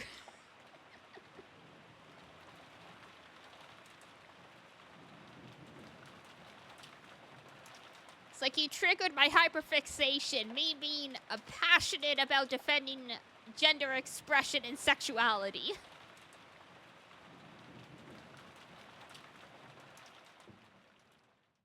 Yeah, and Toko dresses in, like, you know, sweet Lolita, like, very frilly dresses. It's like, whatever, man. Like, wear whatever you like. My whole thing is more like, it's like, girl, boy, whoever you are, that outfit. I don't know if I like that outfit, but if you like it, all the power to you. Let people be themselves, yeah. Like, many, many years ago, I didn't judge people for wearing, like, quote-unquote gender clothing, but sometimes I'd be like, why would you put together that outfit? And then, like, it hit me one day. I'm like, oh, right, this might be all they can afford? Or this is all they can get away with, you know? Like, they hide one item in the depths of their closet. And, like, you know, they just have to, like, throw it on whatever they left the house with.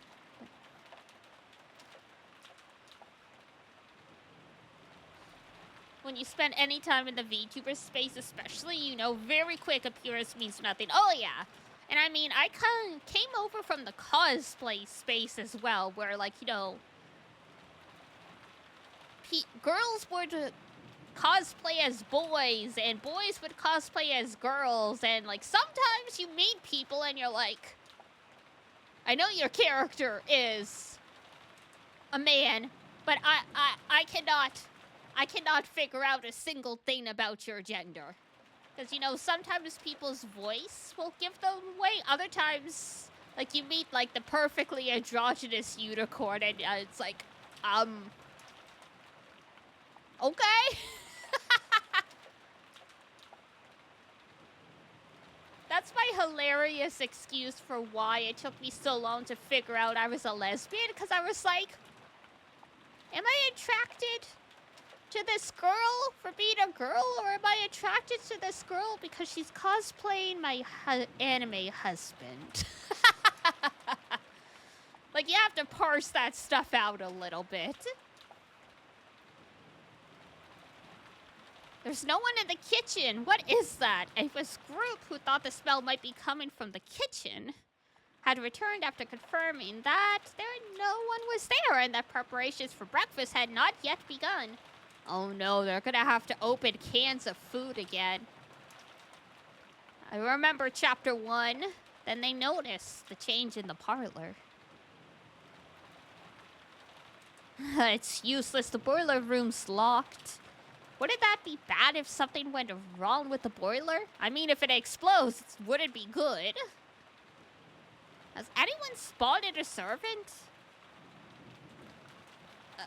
Is one of those vulgar scribbles here too? It's so funny that they translate it as scribbles. Because I'm sure the Japanese is lakugaki, which can also be like graffiti. Or, like, doodles. But it's so funny to be like, these vulgar scribbles. Why would you not call them graffiti?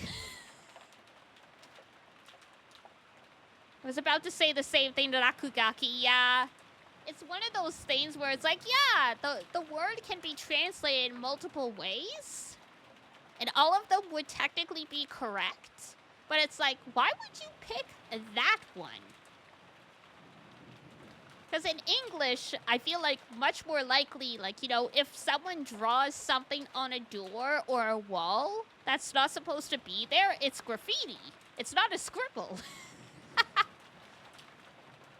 Scribble is like, you know, something like a little kid does. Or like, you know, when you're on the phone and you're bored and you just like do like a little like whatever with your pen.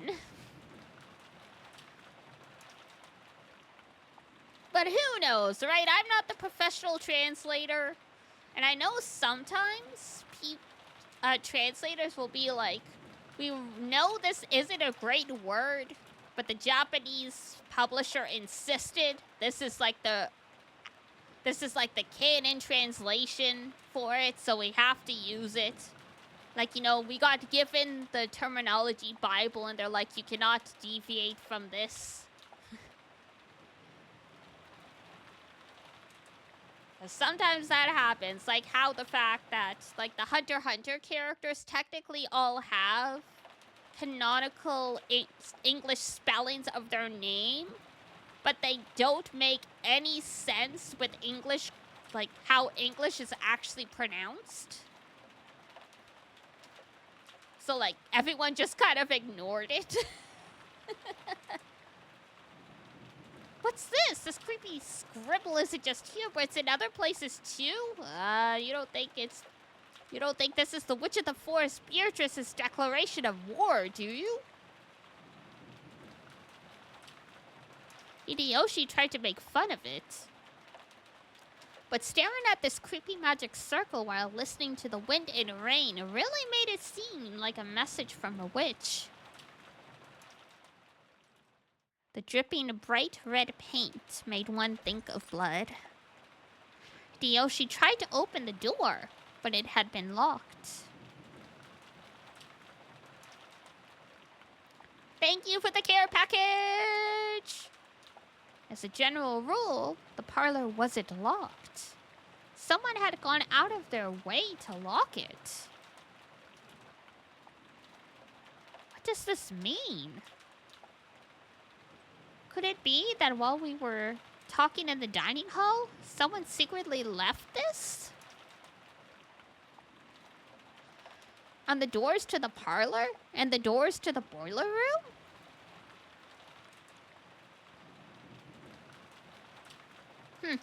I'm sure the servants are behind this. We were together the whole time. We all have alibis.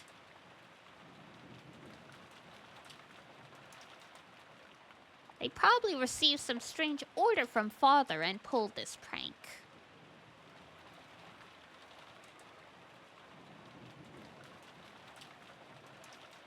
And there's also the case yesterday with Maria-chan's letter.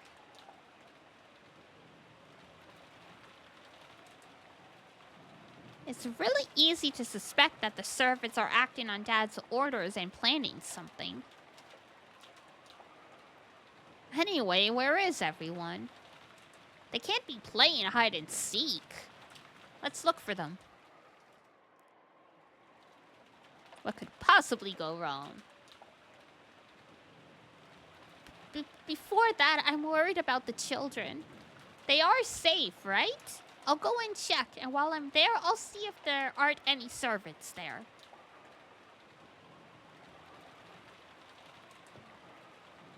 Then let's split up. While you go to the guest house to see how the brats are doing, we'll investigate inside the mansion. I don't want to think about it, but maybe these creepy magic circles aren't just in the places we've found them already. We might be wrapped up in some bizarre game of Father's. I will go to him and hear the situation, though I doubt he'll obediently listen to me. The adults split up. Boom, boom. I love this track.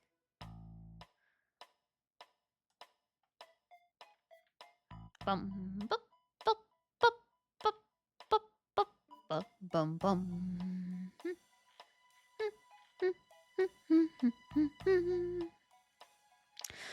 Of course it's called Suspicion.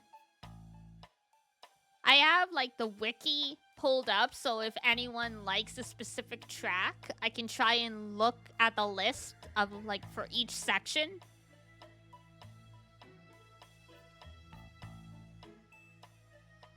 Do.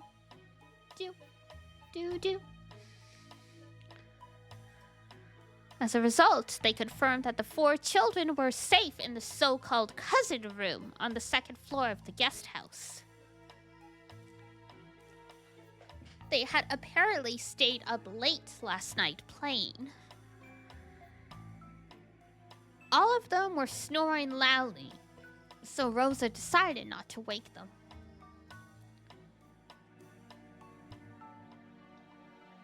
Further Furthermore, Nanjo, who had returned early the previous night to rest, was also safe.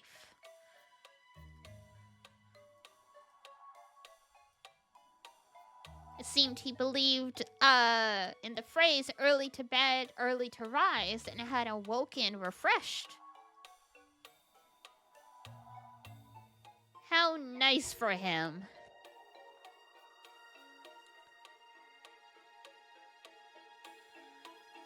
During that time, Kirie and Hideyoshi searched for the servants.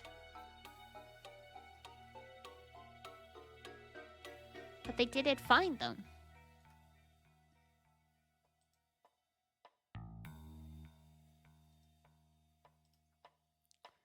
The servant room in the guest house was also empty.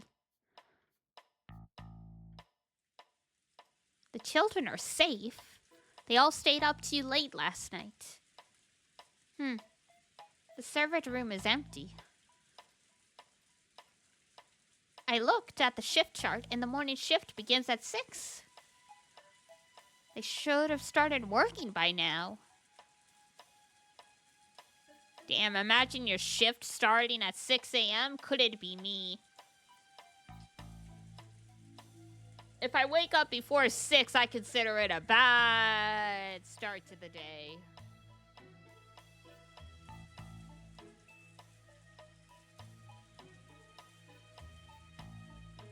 The nap room is also empty. There were signs that a futon had been slept in, but it wasn't warm. Hey, isn't everyone's reasoning right on this? This is probably a game set up by Father.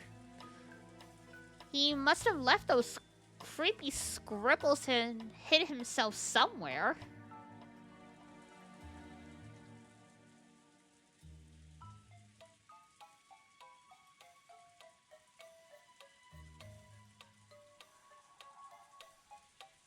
Trying to make us do something.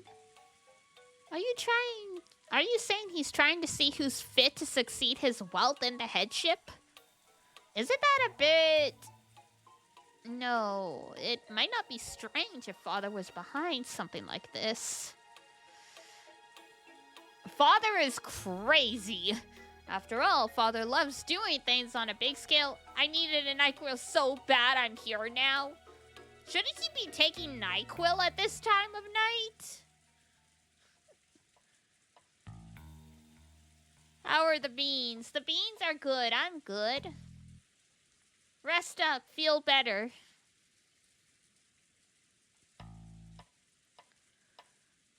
This might have been a finely tuned plan starting as far back as when the epitaph was hung in the hall. Crazy. I already rested. I really need to get the schoolwork done.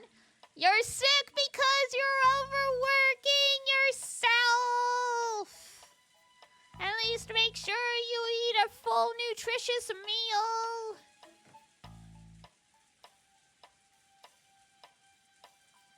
Don't please me. You know I'm right. We've been lecturing you about getting proper rest for days. You had it coming. You've only got yourself to blame. You've had it coming.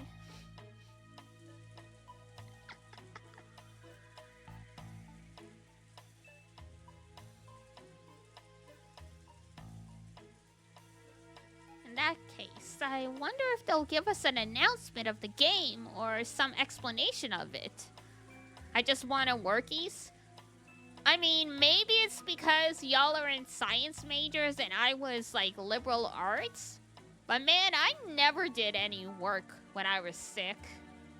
I just slept and played video games, and then I caught up on everything after I got better. But that's also because I can't do shit all when I'm sick. Like, I can't concentrate. So it's like, what's the point in working?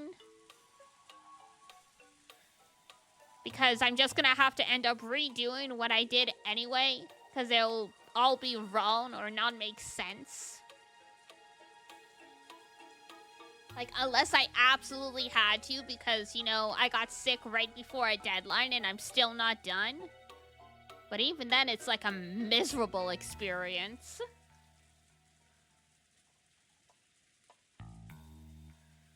In that case,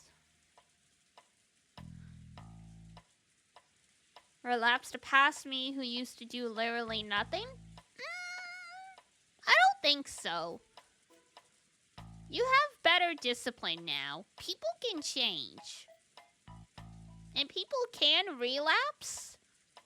But not just from having a cold. If you're worried about that, maybe just, like, ease up a little bit. Like, instead of doing 6 hours of work, just do 4.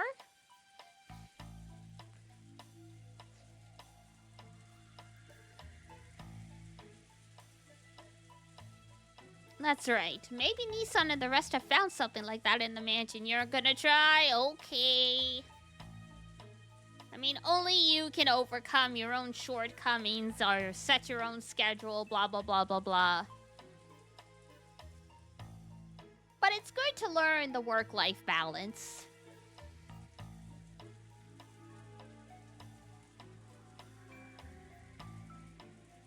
Dr. Nanjo? Have you heard anything about this? My apologies, I have no idea what's going on.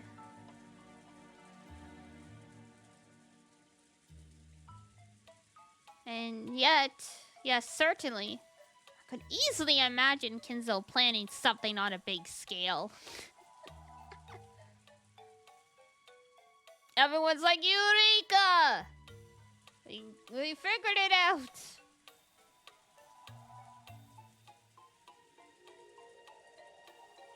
Kinzo's just being a little freaky, it's fine.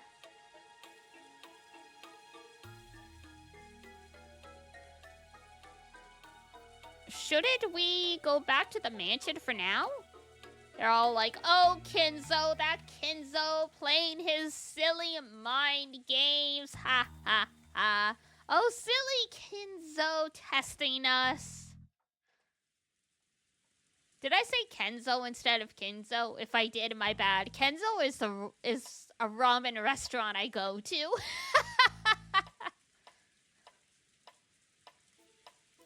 Shouldn't we go back to the mansion for now? Maybe they found something over there. If I won't be in the way, I shall go too. I'll stay here. The children are sleeping upstairs. We don't know what's happening. We cannot leave them alone. That's right. I'll stay with Rosa-san and watch over the place. Would you tell that to my husband? Rosa and Kirie remained in the guest house. Hideyoshi went with Nanjo and returned again to the mansion.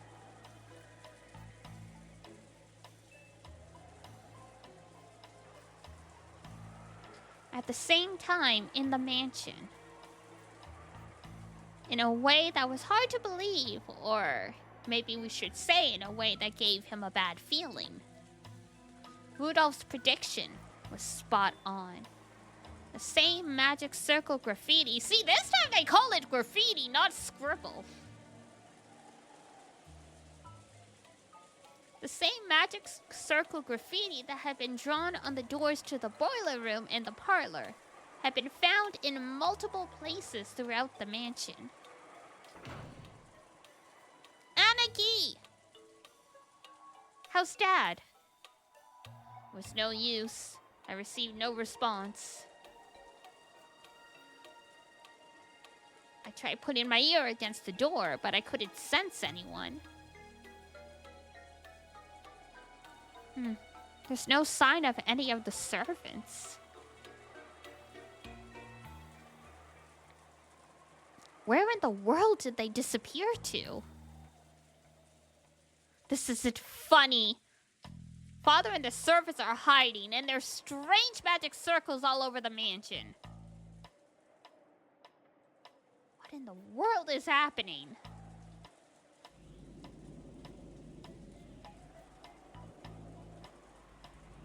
There weren't only magic circles on the door to the boiler room and the door to the parlor. There were 2 on the 2nd floor.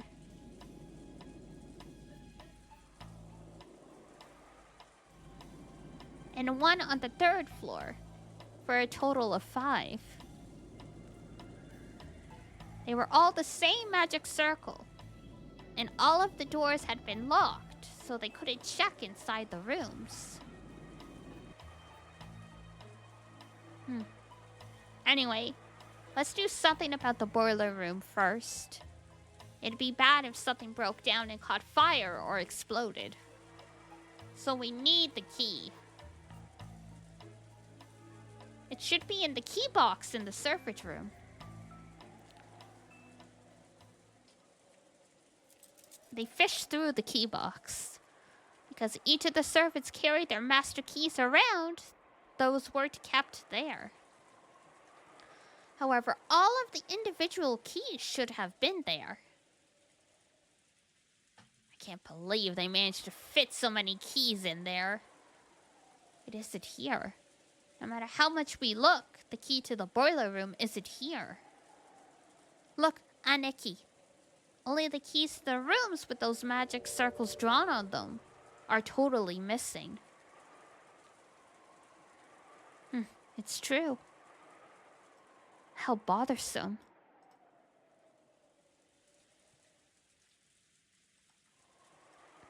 It's as though someone didn't want us to go into the room with the magic circles.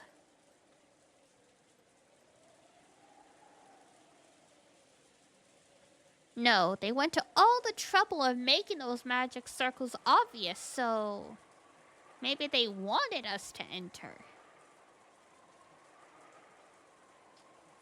I think it's the latter. This isn't a movie, so breaking down the door is probably impossible. Well, not with that attitude.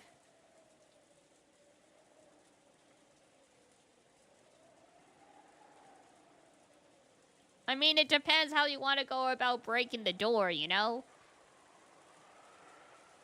Because, like, most people will go for, like, basically trying to knock the door out of, like, the jam. But the easiest thing to do is break the doorknob off. Because that's the weak point.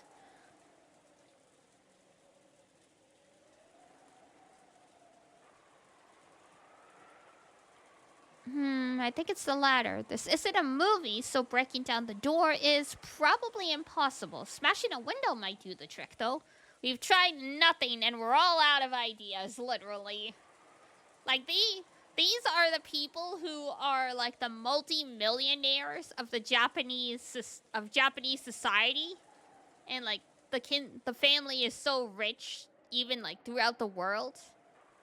These are, like, the most unimaginative people you've ever seen.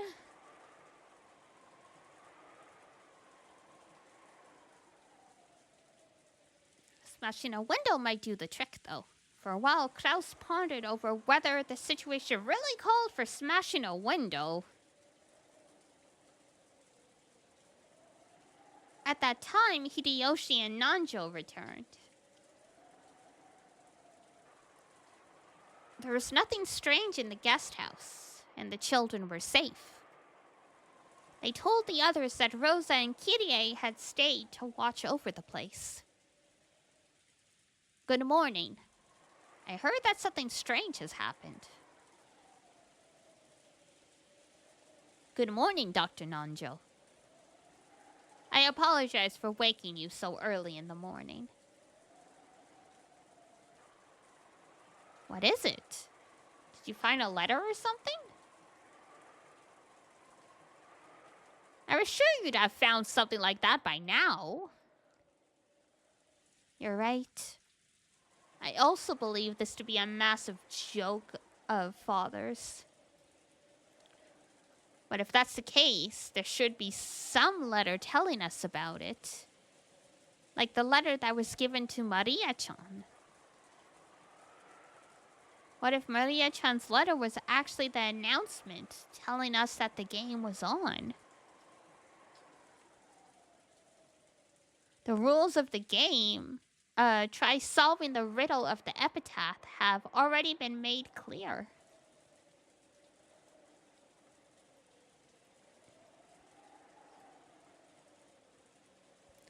Then, what might the 5 magic circles found in the mansion represent?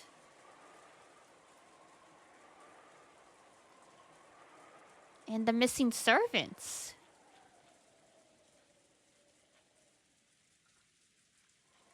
Natsuhine-san?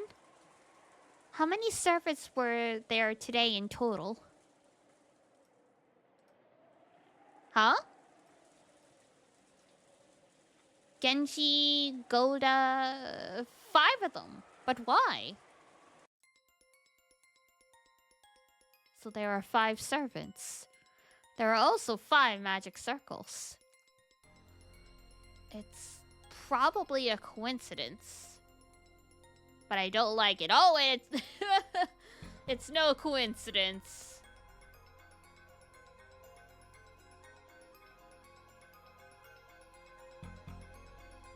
Nissan? Let's break a window. We should check and see what's inside.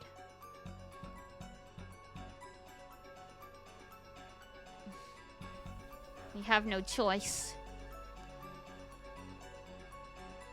Do it neatly. Klaus made his decision and gave permission to smash a window.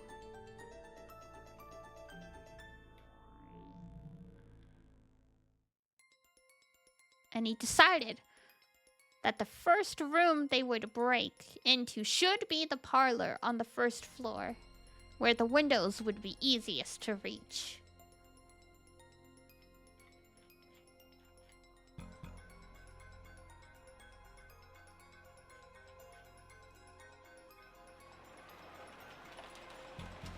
They had hoped to peek in through the window.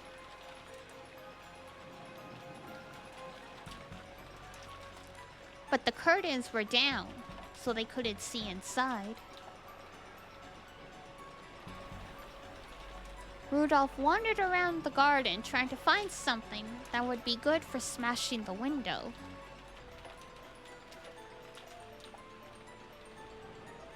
Eventually, he found a rock bigger than a fist and came back. You don't have to smash the whole thing. Just open it enough so you can reach the lock. Don't get your hopes up, okay?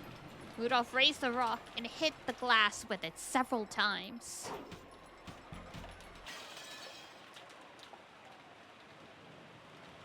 Eventually, he succeeded in opening a hole big enough that he could unlock it from the outside. How sturdy are these windows? Though I guess if they're living out on an island in the sea, the glass needs to be strong enough to resist storms. But damn, I mean, if a baseball can break through a window, you would think a grown man with a rock could be able to do it. But then again, he wasn't really throwing the rock. It sounded like he was just slamming it against the glass.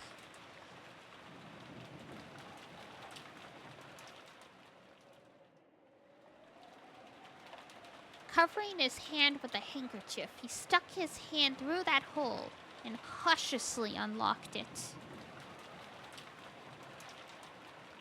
We should probably cover it with packing tape later. The rain will get blown in. When he suddenly opened the window, the wind and rain made the curtain dance around violently.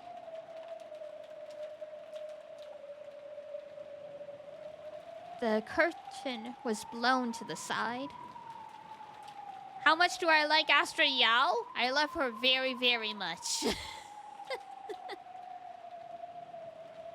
Her and Evelyn, OTP. They're very cute. Both of them.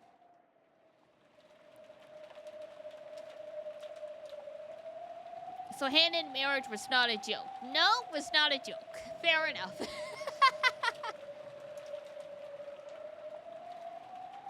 If you get shy, you don't have to ask the voice actor or anything for me. You're gonna make this happen? Okay, cute. Well, bless you. They could see into the parlor they knew well. They were a little relieved. They thought there might be another bizarre magic circle inside the room. Nothing too scary for my Oshi? Aww. That's sweet. Or possibly the traces of some creepy ceremony. In any event, they didn't want to hang around in the rain. So the 6 of them, Kraus, Nasuhi, Ava, Hitayoshi, Rudolph, and Nanjo, entered the parlor as a group. All these 50-something, probably out of shape-year-olds crawling through a window. Man.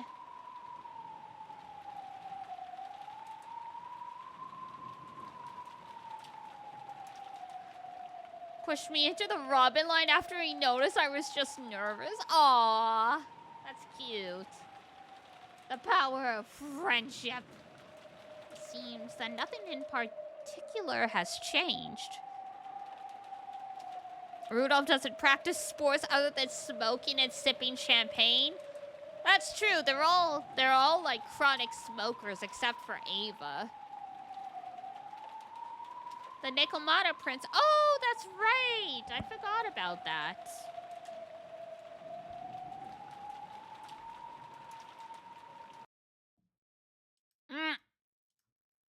What? What's wrong, Shannon? Wait. Are you okay? What happened to you? Blood! Dr. Nanjo, take a look at this! Hey, Shannon-chan! Are you okay? Answer me! You mustn't shake her. I will examine her condition now. She had been in the shadow of the sofa, so they hadn't noticed her until they'd entered the room. Shauna was lying on the floor, her chest stained bright red with blood. Hey! Hey girl, Battler, where are you? Get in, bitch, we're hunting for a motive. Look, Shannon's corpse has turned up. I won't bully you anymore, so come out. Now there's a bold-faced lie. Oh, there you are. What are you doing, clutching at your head in a place like that? Battler is crouching under the table, holding his head. Battler, not under the table. His pitiful figure made it plainly clear that he didn't want to see anything, didn't want to hear anything. It's moments like this that you remember this guy isn't even 18. He hasn't even graduated high school, and he's like in this situation. Like, bruh, the people in their, like, 40s and 50s aren't even handling this situation well. Imagine the actual children. Had he heard Beatrice's sneering voice? Could he not hear, or was he pretending that he couldn't hear? In any event, it was clear that he'd closed up his heart like a shell.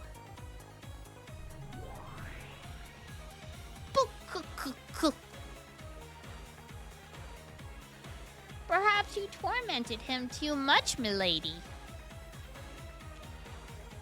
After showing him all that and demanding a counter-argument, I can understand why he'd want to mope around. Hey, Battler! If he can't argue back, then resign, okay? It's your turn. If you don't make some move or pass, or else give up, we won't get anywhere.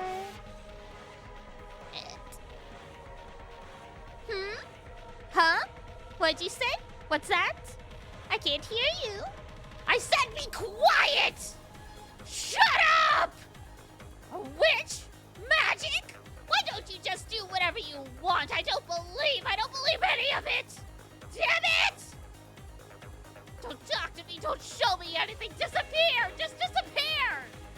Don't get that annoying face near me!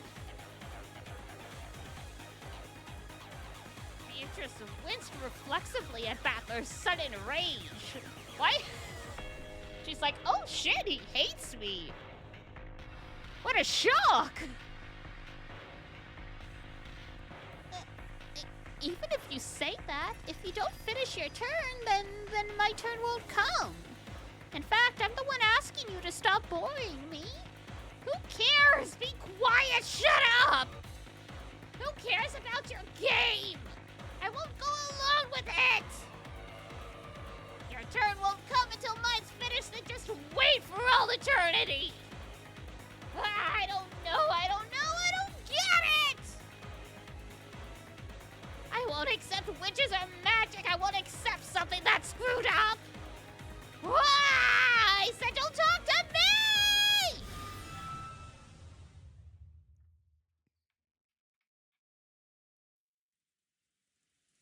What was that shield? That was like Shannon's magic. I don't know what's what anymore.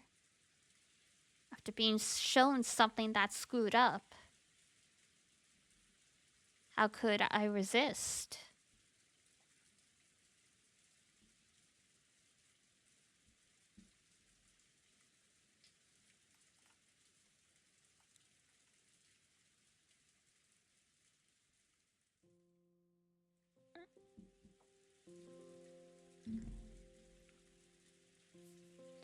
I wandered aimlessly through the rose garden.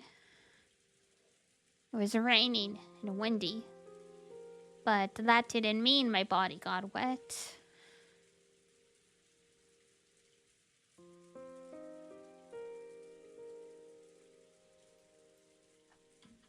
That there was just a feeling of isolation as I wandered amidst the wind and rain without an umbrella.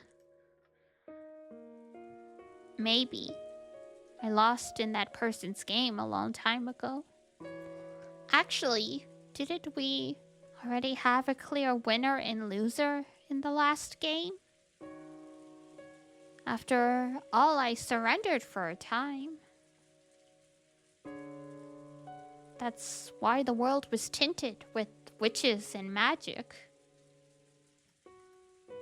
And right now, Rokkenjima is a different world, where witches stride around openly and fire off strange spells. It isn't a matter of accepting or denying it.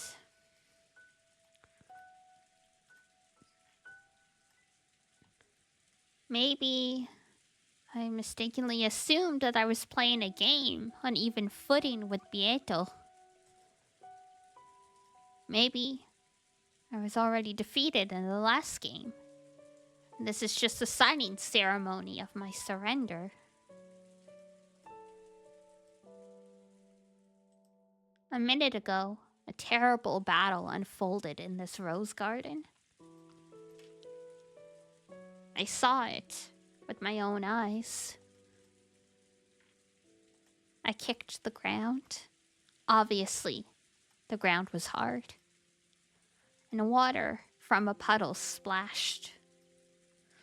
Several towers had split this ground, sprouting like high-rise buildings.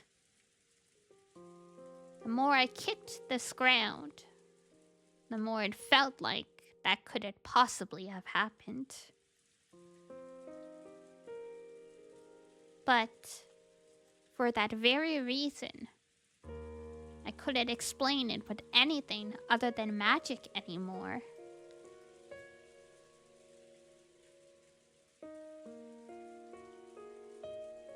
If it was a closed room with the key shut up inside, I know it was probably an extension of stuff you often see in detective novels. But that big flashy thing? Damn it. It seems my disciple has caused you much trouble. Huh? It's you. Someone suddenly spoke to me. So I turned around. And in the rose garden arbor was the predecessor Beatrice, whom Beatrice had supposedly defeated a short while ago.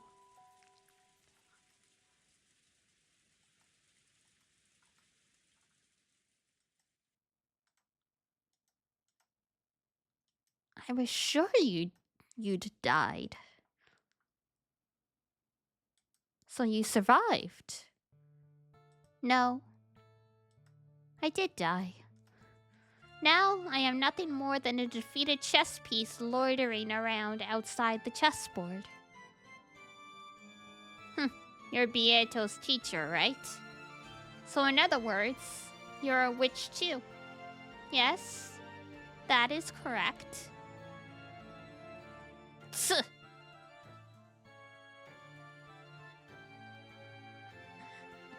When I was here last week, I looked different? Yeah, I debuted a new model on Monday, coincidentally.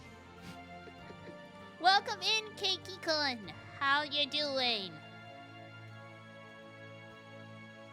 So basically, that means witches really do exist?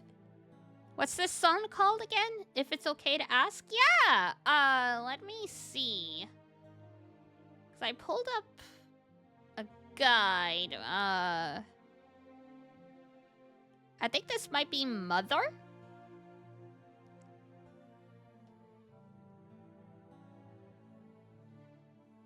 Based on the list that's like for like this section. Cause Voiceless is the song that plays in the Rose Garden. Mother is the previous Beatrice, and then it gets into some other stuff. It's a very cute model. Thank you! Bustle, hope you're good today. Yeah! I'm right? Excellent! Yay! Because yeah, I mean, the music's so great. And like every stream, we're like, what is this song? So I finally was like, you know what?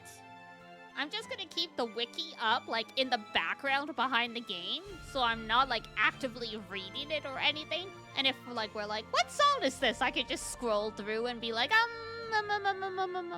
Because the wiki has, like, summaries of, like, all the chapters, like, broken up into sections. So you can, like, kind of, like, find the sections that's describing what's happening and be like, and the music tracks are blah, blah, blah, blah, blah, blah, blah.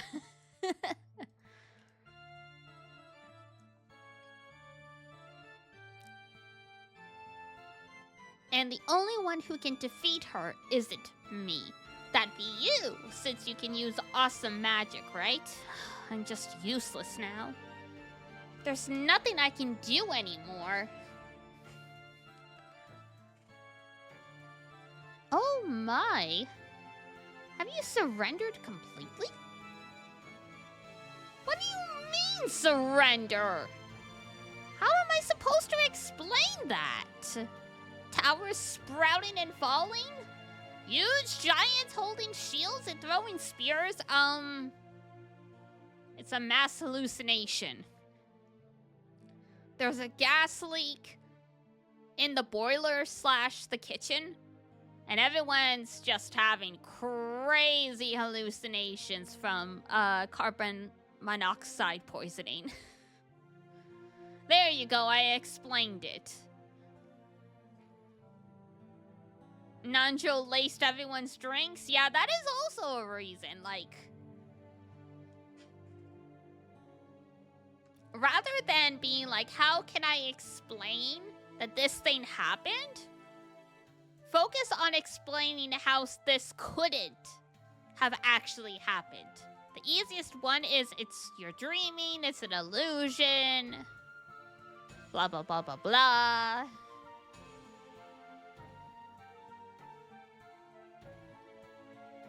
Just remembering it makes me feel like I'm going insane. We're already past the point of trying to reason this all out, aren't we? We've left a level of tricks and things that can be explained with human culprits. Oh, damn it, damn it, damn it, damn it!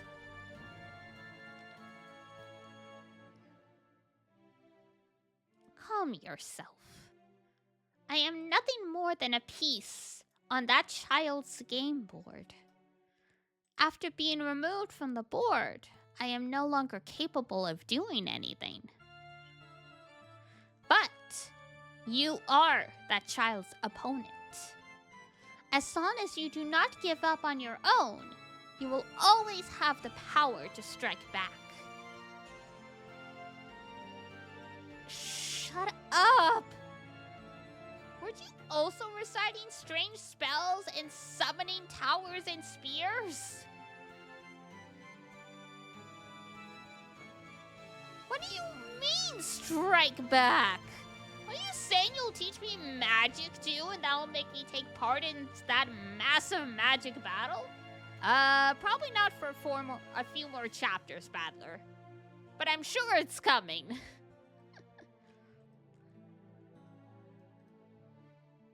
I do my best to avoid spoilers, but even just looking for art to use for thumbnails, I have seen art of Battler with a magnificent cape, so I can imagine eventually he learns some kind of magic.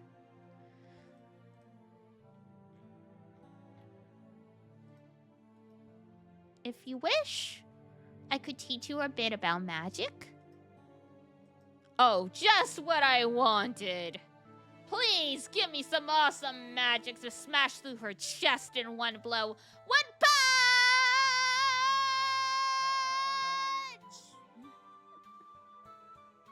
Don't screw with me. I hear that in Japanese magic, there is a ceremony used to pray for rain. Do you know of it?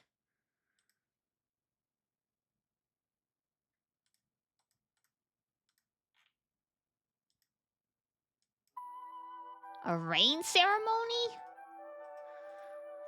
That thing where you throw stuff into a fire and dance as an offering? That's not magic. They say that the fire causes an updraft, which makes clouds gather. That's supposed to be an accepted scientific phenomenon. Oh? I believed it to be a form of Eastern magic. But is that not the case? I believed people offered sacred fire to the heavens as well as a dance of respect, so that your entreaty for rain would reach the hearts of the gods. Many people did that long ago. But most occult things like that have a scientific explanation. Why do things burn? And that food done slap, I'm glad you enjoyed. Is it that because phlogiston is contained in the material? Wow, suddenly... I haven't heard that term in ages outside of Genshin Impact. Yes, they're talking about magic and how it can be explained scientifically. No, things burn because of a chemical reaction.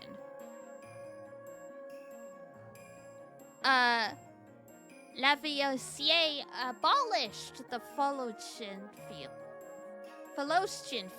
theory, blah blah blah blah blah. I cannot speak. Why does heat transfer through objects? Is it that because caloric is contained in the matter? I'm pretty sure that was abolished by Jewel. Heat is energy, not a substance. You have studied well. Your knowledge is accurate. It's just some trivia. Phlogiston, caloric, and eventually ether in God's love. All are powerless before a scientific explanation. In the past, I was told that an apple falling from a tree was thanks to God's love, so that humans would be given food.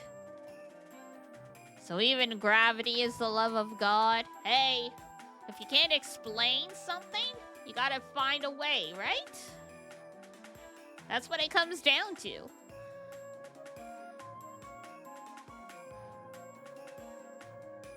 Humans are weird little creatures and don't like it when they don't understand something. So they come up with an explanation, no matter how unfathomable it might end up being.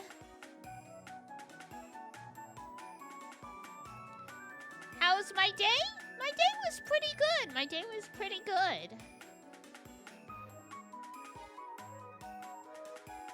Well, that's probably the remnants from the period where religion rather than science was used to explain everything. Deaf goes for IRL? Yup.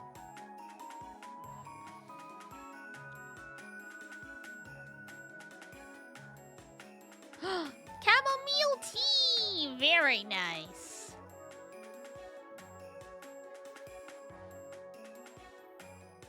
In the past, humans called the limits of their knowledge, no, ignorance itself, magic.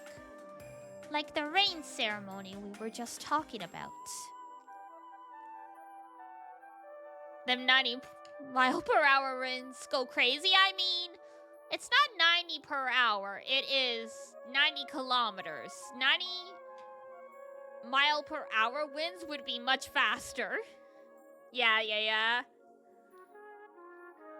If it was 90 miles per hour, it would be like 120 kilometers. And that is like just like... At that point, trees are getting knocked over.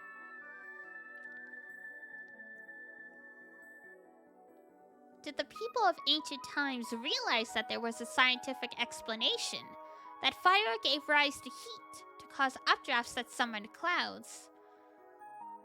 So low-key killing you, but it's you work. Yeah, hot water, lemon, ginger, garlic.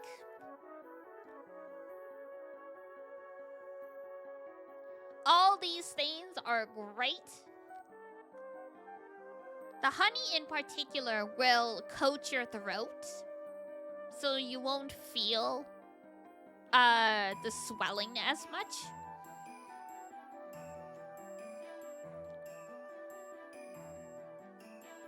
Like, you don't need a lot. You just, like, you know, need...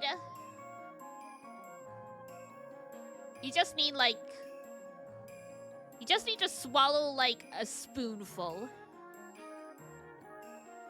And I know, like, I am also not good with sweets, and, like, yeah, that's a lot. But, like, it's not too bad. Psychorus is also a peak track. I agree. It also, Psychorus, just also sounds like flower names, like Lycoris. Which is, the red spider lily, which is associated with death. So very fitting. I cannot drink base chamomile without making a face. Oh gosh, fair enough. I tend to drink all my teas straight without much added to them, except for like if it's proper matcha. Because you know there's like the matcha you get in the tea bags, and it's like, that's not real matcha. Real matcha tastes like grass, and I mean, it's good. But yeah, you definitely have to add some sweeteners to it.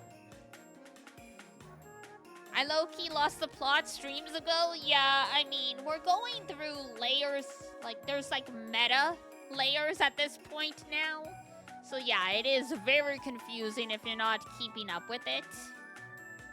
But basically, it's all boiled down to Battler is trying to deny Beatrice's existence. And she's trying to prove that magic does exist by exposing him to various, like, timelines and other scenarios. I love spider lilies. I also love Lycoris.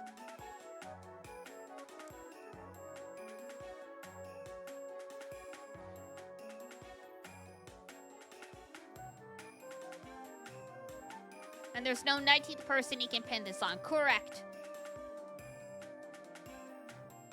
I saw magic, I saw goat demon. Yeah, I mean, that's the thing, right? If you're not keeping up, like, this story will just, like, go in directions you could not predict.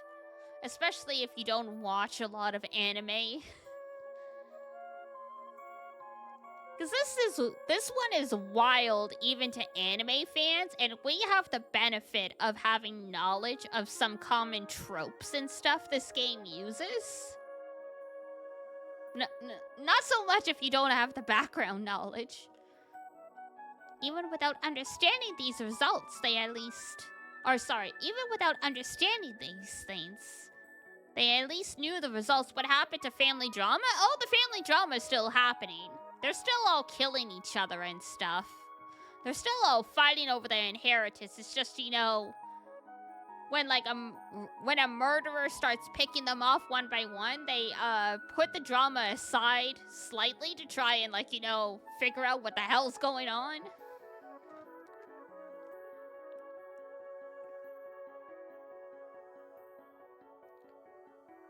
In the metaverse, yeah, that's why. So, like, if there's this lace pattern on the screen like there is right now, it means they're, like, on another, like, plane of existence, I guess is, like, the easiest way to explain the meta layer. So it's like everything that's been happening, it's like, it's real.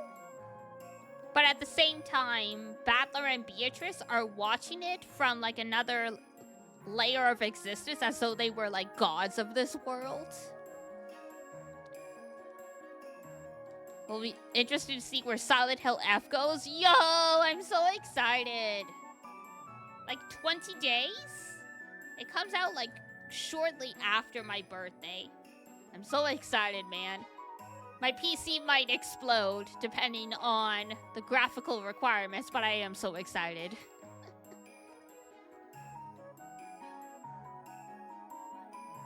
It's like halfway through the game, a different team picked it up and said, watch this. That is pretty Ryukishi Nana, though.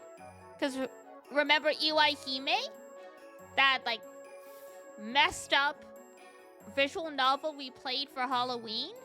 That is also written by this guy. He likes to write stuff that's horrific and then, like, gaslight you into thinking it never actually happened. And then he's like, whoa, wait, actually, yeah, it never actually happened. Oh, actually, yeah, it actually did. Like, this person died and now they're back? Whoa, that's weird. I wonder if they actually did die. Is this another timeline? Or are you just hallucinating? Who knows? I've seen it in a most messed up VNs list. It is so good. But yes, it is messed up. We did end up finishing it because, like, so as you go through it, you're sort of like on each girl's route. Because it mixes up the horror with, like, some like, gal gay, like, romance stuff, right? So eventually we got to the last girls and...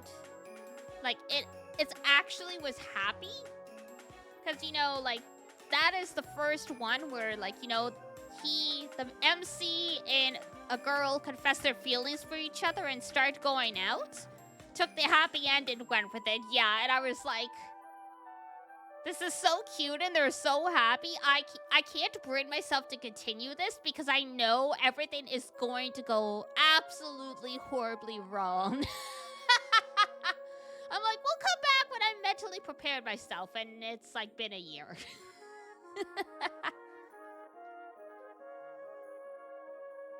You want to find out the ending? Play it yourself. Sometimes you gotta gaslight yourself. So true. But yeah, it was pretty good. The only thing I wish is that the community was a little bit better about giving trigger warnings because there was some stuff in there that I was like, it's not that I wouldn't have played it if I knew this was in there, But I would have given everyone a warning instead of me being... And also, it would have been nice for me instead of being completely caught off guard. And being like, what do I do in this situation? Like, do I take the game off the screen? Like, do I mute the game? Like... That probably happened a lot. That stuff called knowledge of the ancestors. Even without understanding the reason through long experience, they knew that they'd achieve results. Phenomenon whose principles that they didn't understand were probably the same as magic to them. Like that person just said, ancient people who didn't understand those principles believed that. Options, yeah. And because of that, now we have this forever just forever embedded in my sources. Bam. If doesn't, like, just in case I get taken off guard by a game again, just bam, awkward monkey. It's there, just turned off. I just need to click the button and boom. If I want to be really fancy, I could put it on my stream deck as, like, you know, the emergency eject button, basically.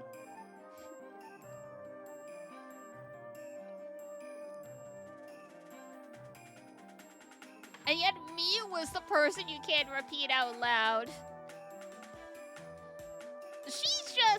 She's just nasty. It just goes way too far with her.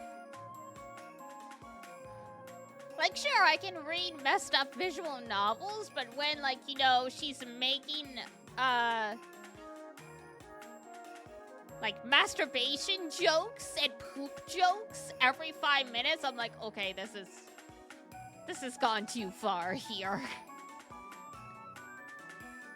Like, even I have my limit.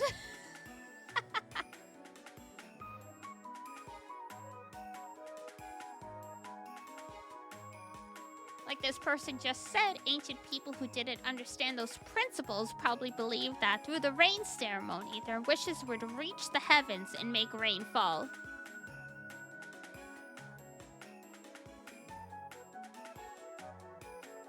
I was just blessed with a thought. Can I see if I can cook up a DD-based nothing to see here thingy? Oh, yeah! I mean, by all means, if, like, you want to basically make me my own DD-based, like screen sensor, that would be great. That would be fun.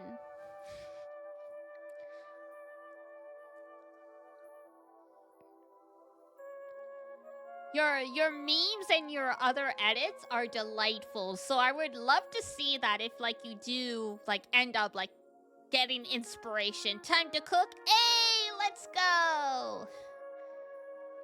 To them, that was certainly magic, as long as they didn't understand updrafts.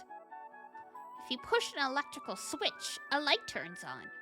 Children do not know the scientific principles behind why a light bulb lights up. They only know the result when they push the switch. If they obtain such a result without knowing the principles, doesn't that make it magic to them? Huh, that's pretty interesting. Well, logically that's true.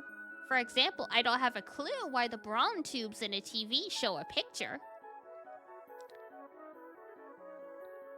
I'll do it after stream. I gotta see the end of DD stream number this many. God.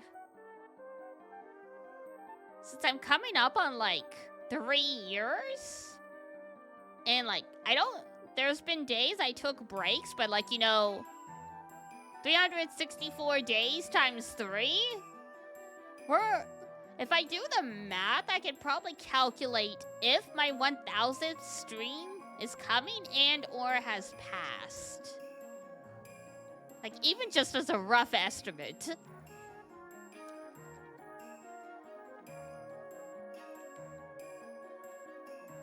Even if I don't understand the principles of brawn tubes, I at least know that if I push the switch, I can watch TV.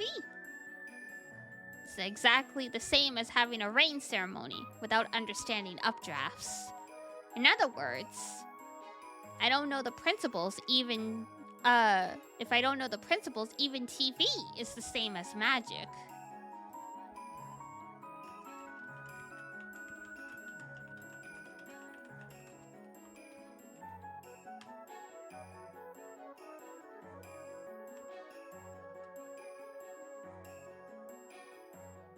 Oh, we're getting close. I just Googled quickly, like, you know, like how many days was today from, like, the date of my first stream.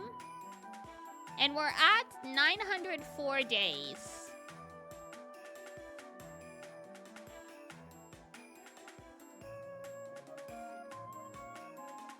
I might have passed it? Possibly. Because I know my first stream was March 14th. I think that was 2023.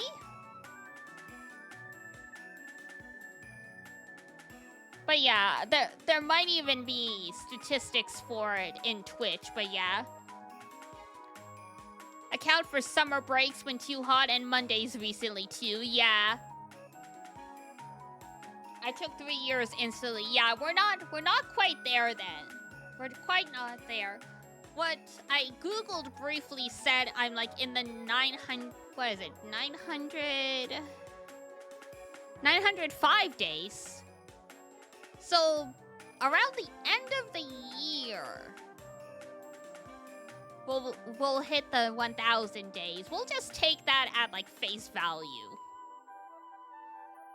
Cause like having to also calculate my break days and stuff, like I can do it, but it'll take a long time. Was Persona 3 my first game?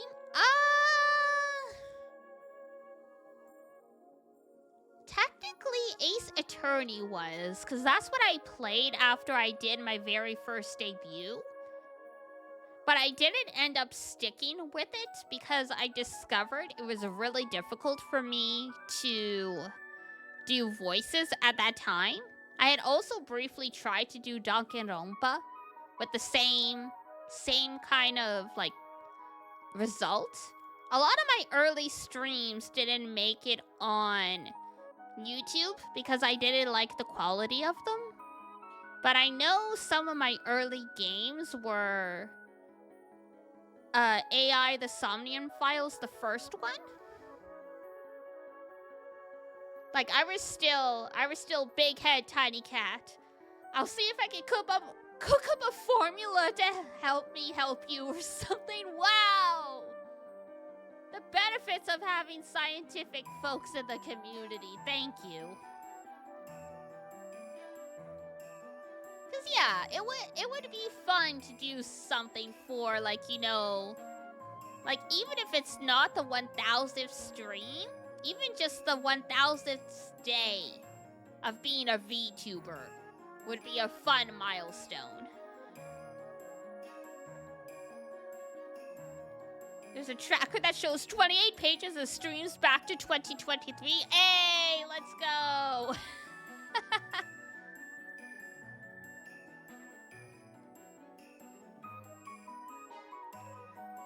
In other words, even if I don't know the principles, even TV is the same as magic, or even magic itself.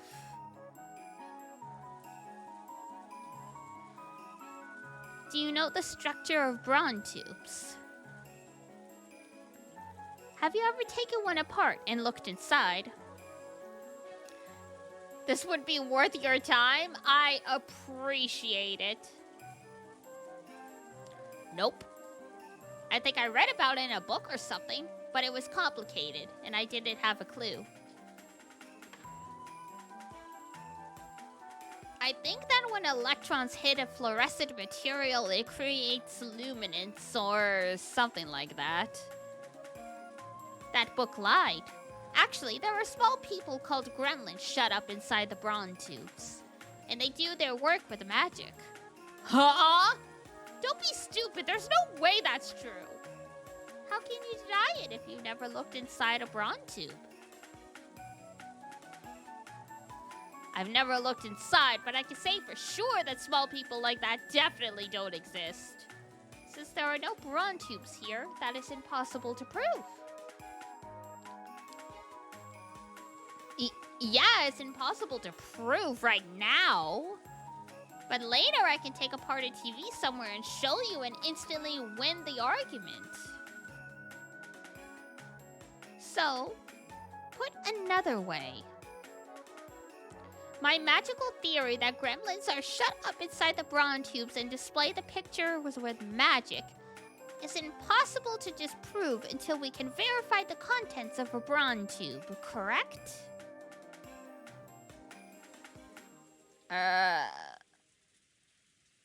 What the hell? Is this one of those? Are you trying to say it's a devil's proof? That's a favorite trick of you, witches.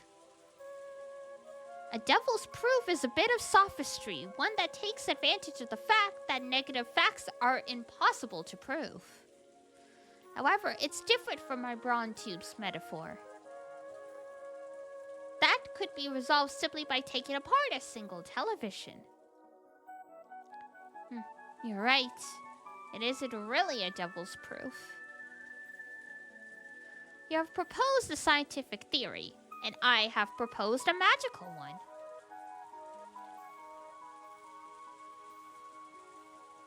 One of those is the truth, and which one it is can be ascertained the moment you look inside a Braun tube.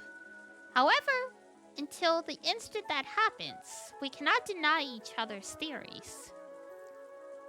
So even though only one truth exists, until you can look into the Braun tube, you can have two conflicting truths existing at the same time. Schrodinger's cat. You have a realm where two truths can exist simultaneously, even though there must be only one truth in existence. Is the cat in the box alive or dead?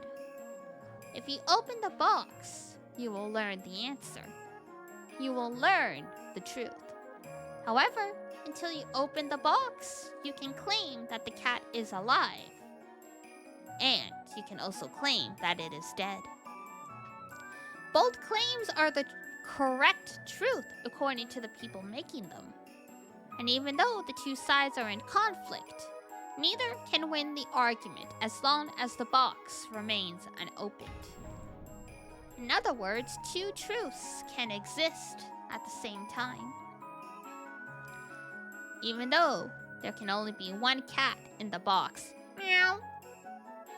It is packed with a living cat and a dead cat, forming a strange separate world. Moonbeam, don't look. Don't listen. The cat's fine.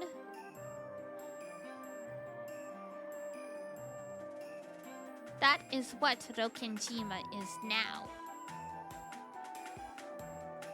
This island is now a different world where a scientific theory and a magical one can exist at the same time.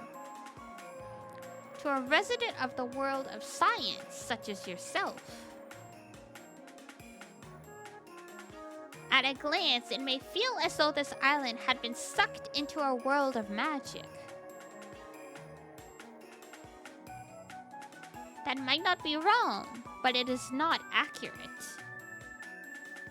Strictly speaking, it has been moved from the world of science to the gap between that world and the world of magic. So, at a glance, it appears to you as though the world is tilted towards the magical side. But in reality, this island is now in a perfectly impartial position with relation to those two opposing worlds.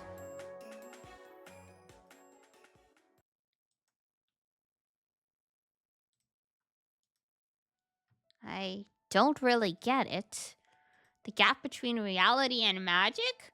I don't think it's that hard of a concept. Come on, Battler, keep up. A perfectly impartial world?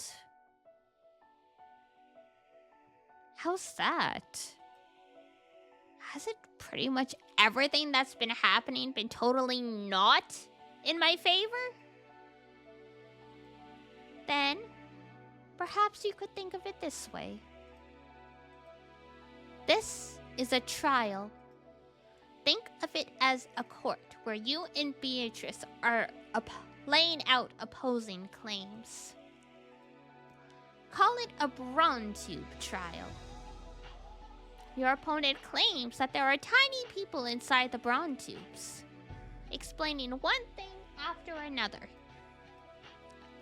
Talking about the lives of these tiny people, what they look like, what type of magical power they have.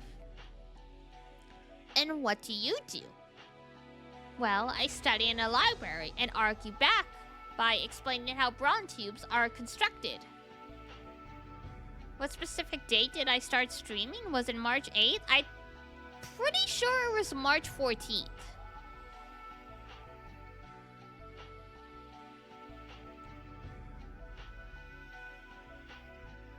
At this moment, both your claim and that child's claim exist in the court at the same time.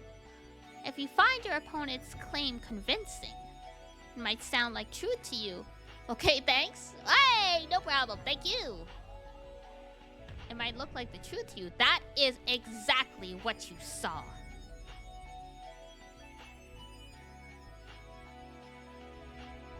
At this moment, on Rokijima, witches and magic certainly may exist as truth.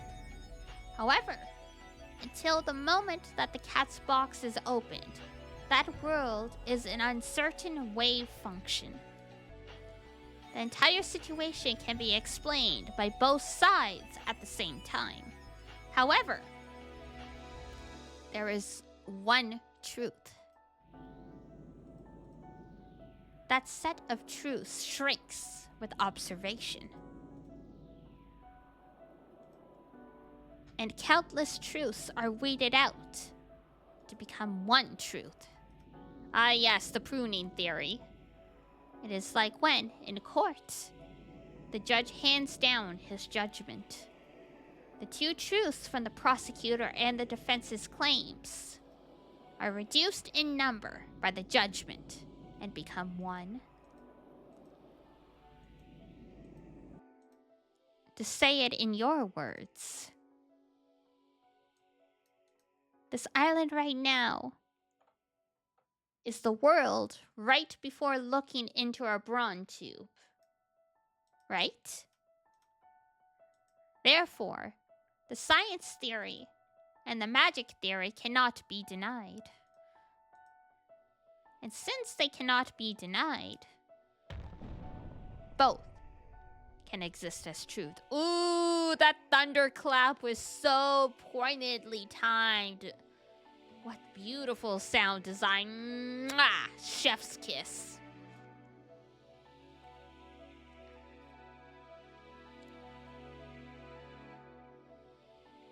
However, at the same time, your opinion of denial also exists as truth. When in particular did I start that Monday off thing? It was March of this year. Because I had to go back to the start working in the office. Like new location and all that stuff. So it would have been around the beginning of March.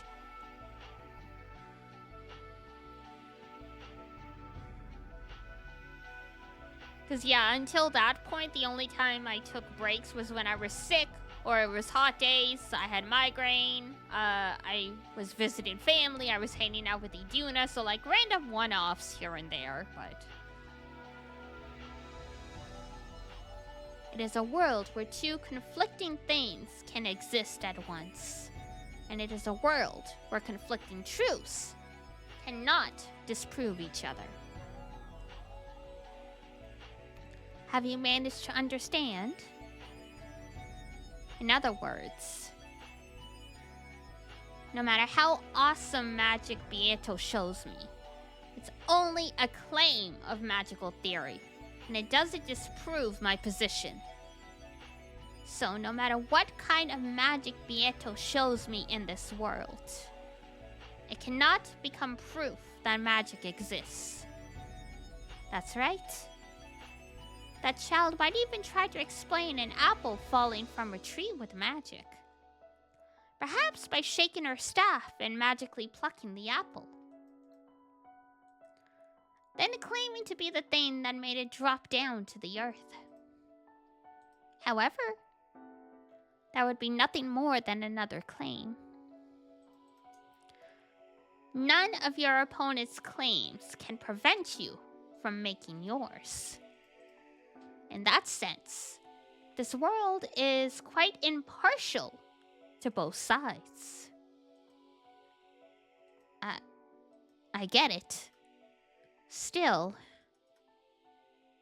with that argument, if I show a sound argument with my science theory, and it collides head-on with her magic theory, I also can't win against her. On top of that, the final judgment won't come until we peek into the Brawn Tube. Where is the Brawn Tube in this world? Because it exists, there should be no reason for us to argue. Why don't we just get alone and peek into the Brawn Tube? If there really is a tiny person in there, it's my complete loss. Otherwise, it's my victory. Why do we have to hold this debate without looking into the Brawn Tube? That itself is the game you are being challenged to. Maybe instead of a court, you got numbers and ranges. Very nice. You are being challenged to. Instead of a court, I should use chess as an example. There, victory and loss are not determined by a judge. You will fight. You who fight will decide it yourselves. The number I got was 823. The range I'm for sure correct with is 820 to 850. Ah!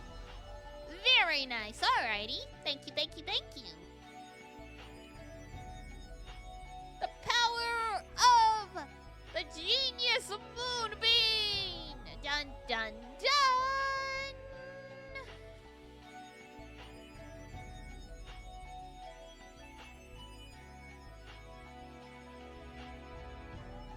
Can you win an argument with an opponent in a screwed up world?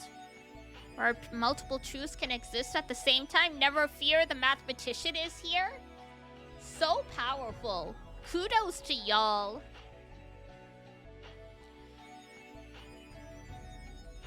Like, the concept of math is great. Just my brain does not wrap itself around it well. This is why I'm a liberal arts person. In actual fact, didn't you lose an argument and surrender like this? Huh. Well, when you put it like that.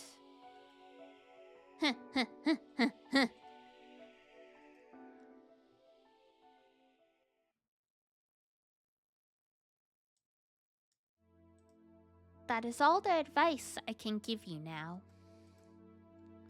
If you wish, I can occasionally offer you counsel. Sure. Thanks. That really helps. I'll avenge you. Ho, ho, ho. Thank you. Math is my specialty. Aww. I look forward to it. What's your name? Beatrice used to be my name, but now that I have surrendered it, I do not have a name. So I shall take a temporary name. Virgilius. No, how about Virgilia? Virgilia. Like Valkyria? Wasn't that a name for the goddess that shows up in Myths? No, it means the guide who leads the way to Beatrice. I will guide you to that child who waits at the summit of Mount Purgatory. Ah, we're getting Dante's Inferno in here. It ought to be a fitting name for such a guide. Who would have guessed I'd accept help from a witch when I'm trying to deny witches? I see. If this is a contradictory world where different claims can exist at the same time, I guess that's cool. It's almost funny.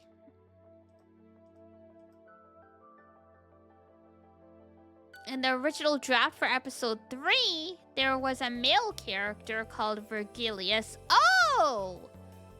Interesting.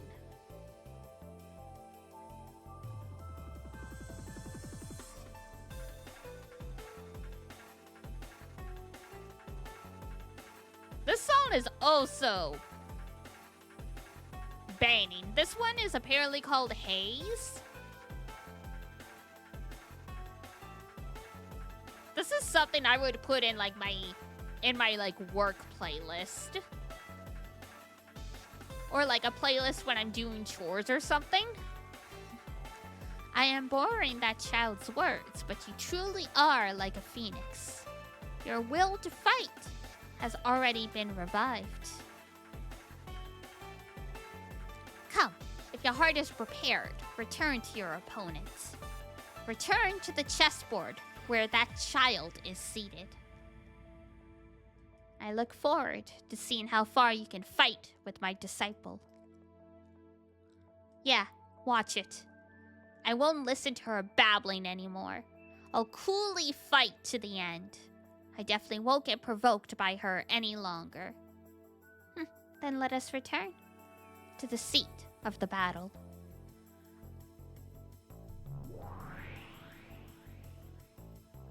Oh, Battler! Where did you run off to? And I thought losers never came back for more. Oh, you missed us. Hit your 1000 stream around March, April 2026. Very nice. Thank you. I will keep an eye on the numbers and we will do a fun little something because that's a pretty awesome milestone. Sorry to keep you waiting. I've cooled my head a little. And did you think of a response to that pleasant, thrilling, refreshing, highly acclaimed, wonderful fantasy battle between teacher and me?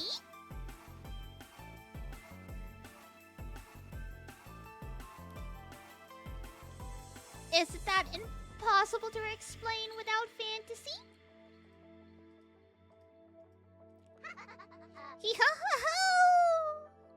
She's so childlike, she really is.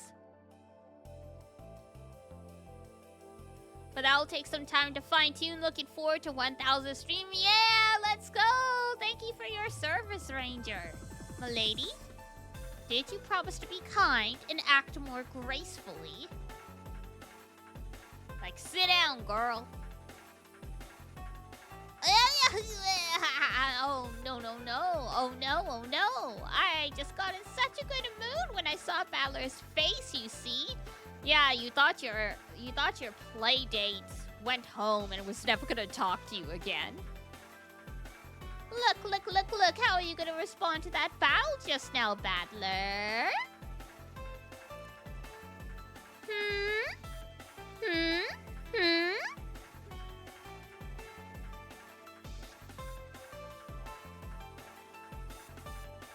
Battle? What battle? What? In this rose garden, where do you see those spears and towers you made lying around? They aren't here, are they? In other words, it's just like the inside of a bronze tube. The inside of a brawn tube? What in the world are you talking about now? At this very moment, there's nothing at all in the rose garden. Towers may have been sprouting with magic until a short while ago. However, that isn't the only case until we see what's inside the brawn tube.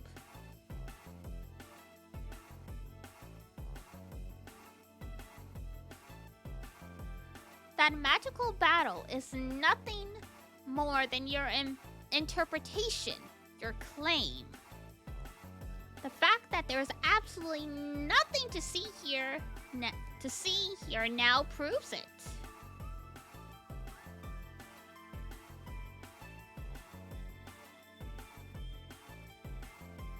This is how I argue back about that witch's battle just now.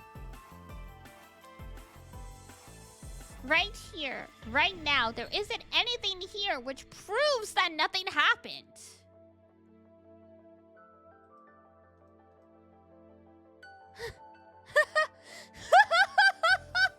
Come now, of course I can't make a huge mess when it's only the first twilight, and I am rather fond of that rose garden, you see.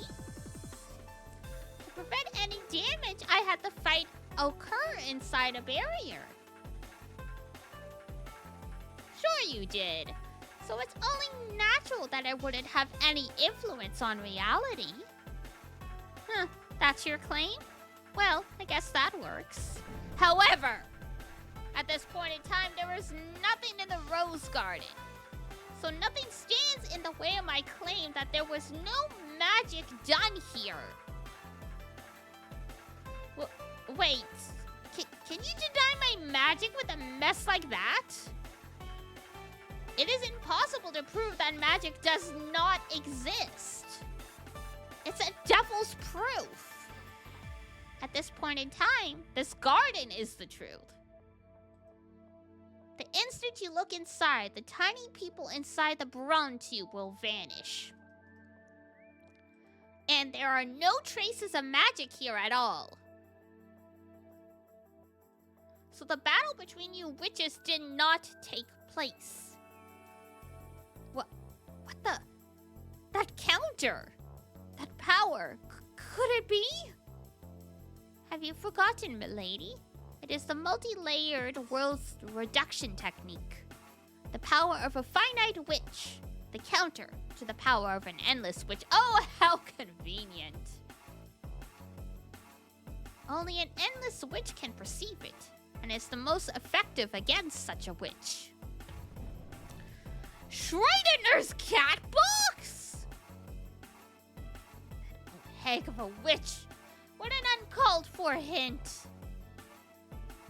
We've lost time. Including the 5 servants and grandfather, there are 6 corpses. Let me check the scene. I've been trudging along, wasting time. From now on, I'll speed things up, okay? Take a seat, Beatrice. It's finally the first twilight, isn't it? Let's start the real thing. Show me what you've got. Yeah, Battler! He's back! Guess who's back? Battler's back! Guess who's back? Guess who's back? Guess who's back? Guess who's back? It's our boy. Na-na-na-na. Alrighty, I think that is the perfect place to wrap up for today. We were in the middle of some really interesting scenes, so I didn't want to just stop there. Alrighty. When it gives me a chance to save, I shall. Yay! Oh, that was fun. That was really good. This story is really cooking now.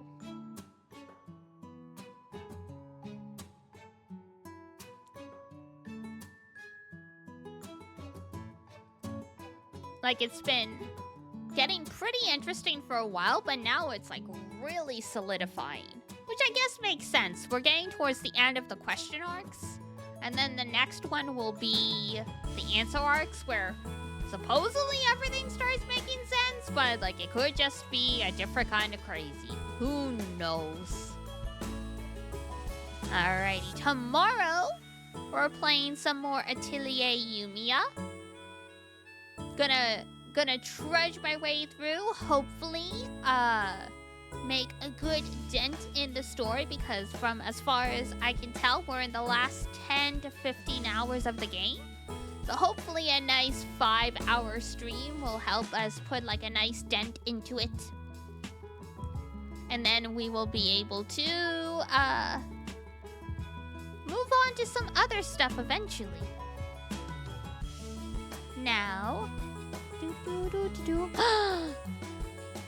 Aoi is streaming! Beautiful! Kimono tea time! Ooh! I heard of this one. I was eyeballing it. Very nice. This is super DD core. Alrighty, we're gonna go see Aoi then. So here is Raid.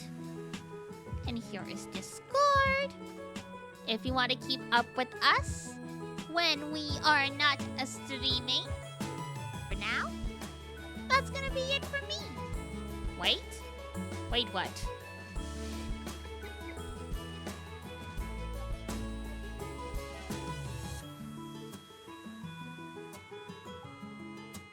Alright. Oh, yes, cat. Pep, I know. I will feed you. Thanks for stream. As always, stay amazing. Have a wonderful rest of your night, of course. If it's daytime where you are, have a wonderful rest of your day. And if it's nighttime, have a great rest when you head on off to bed. Until next time, take care of yourself. Wash your face, brush your teeth, eat a good food. And I will see you next time. Bye-bye! Bye-bye-bye-bye!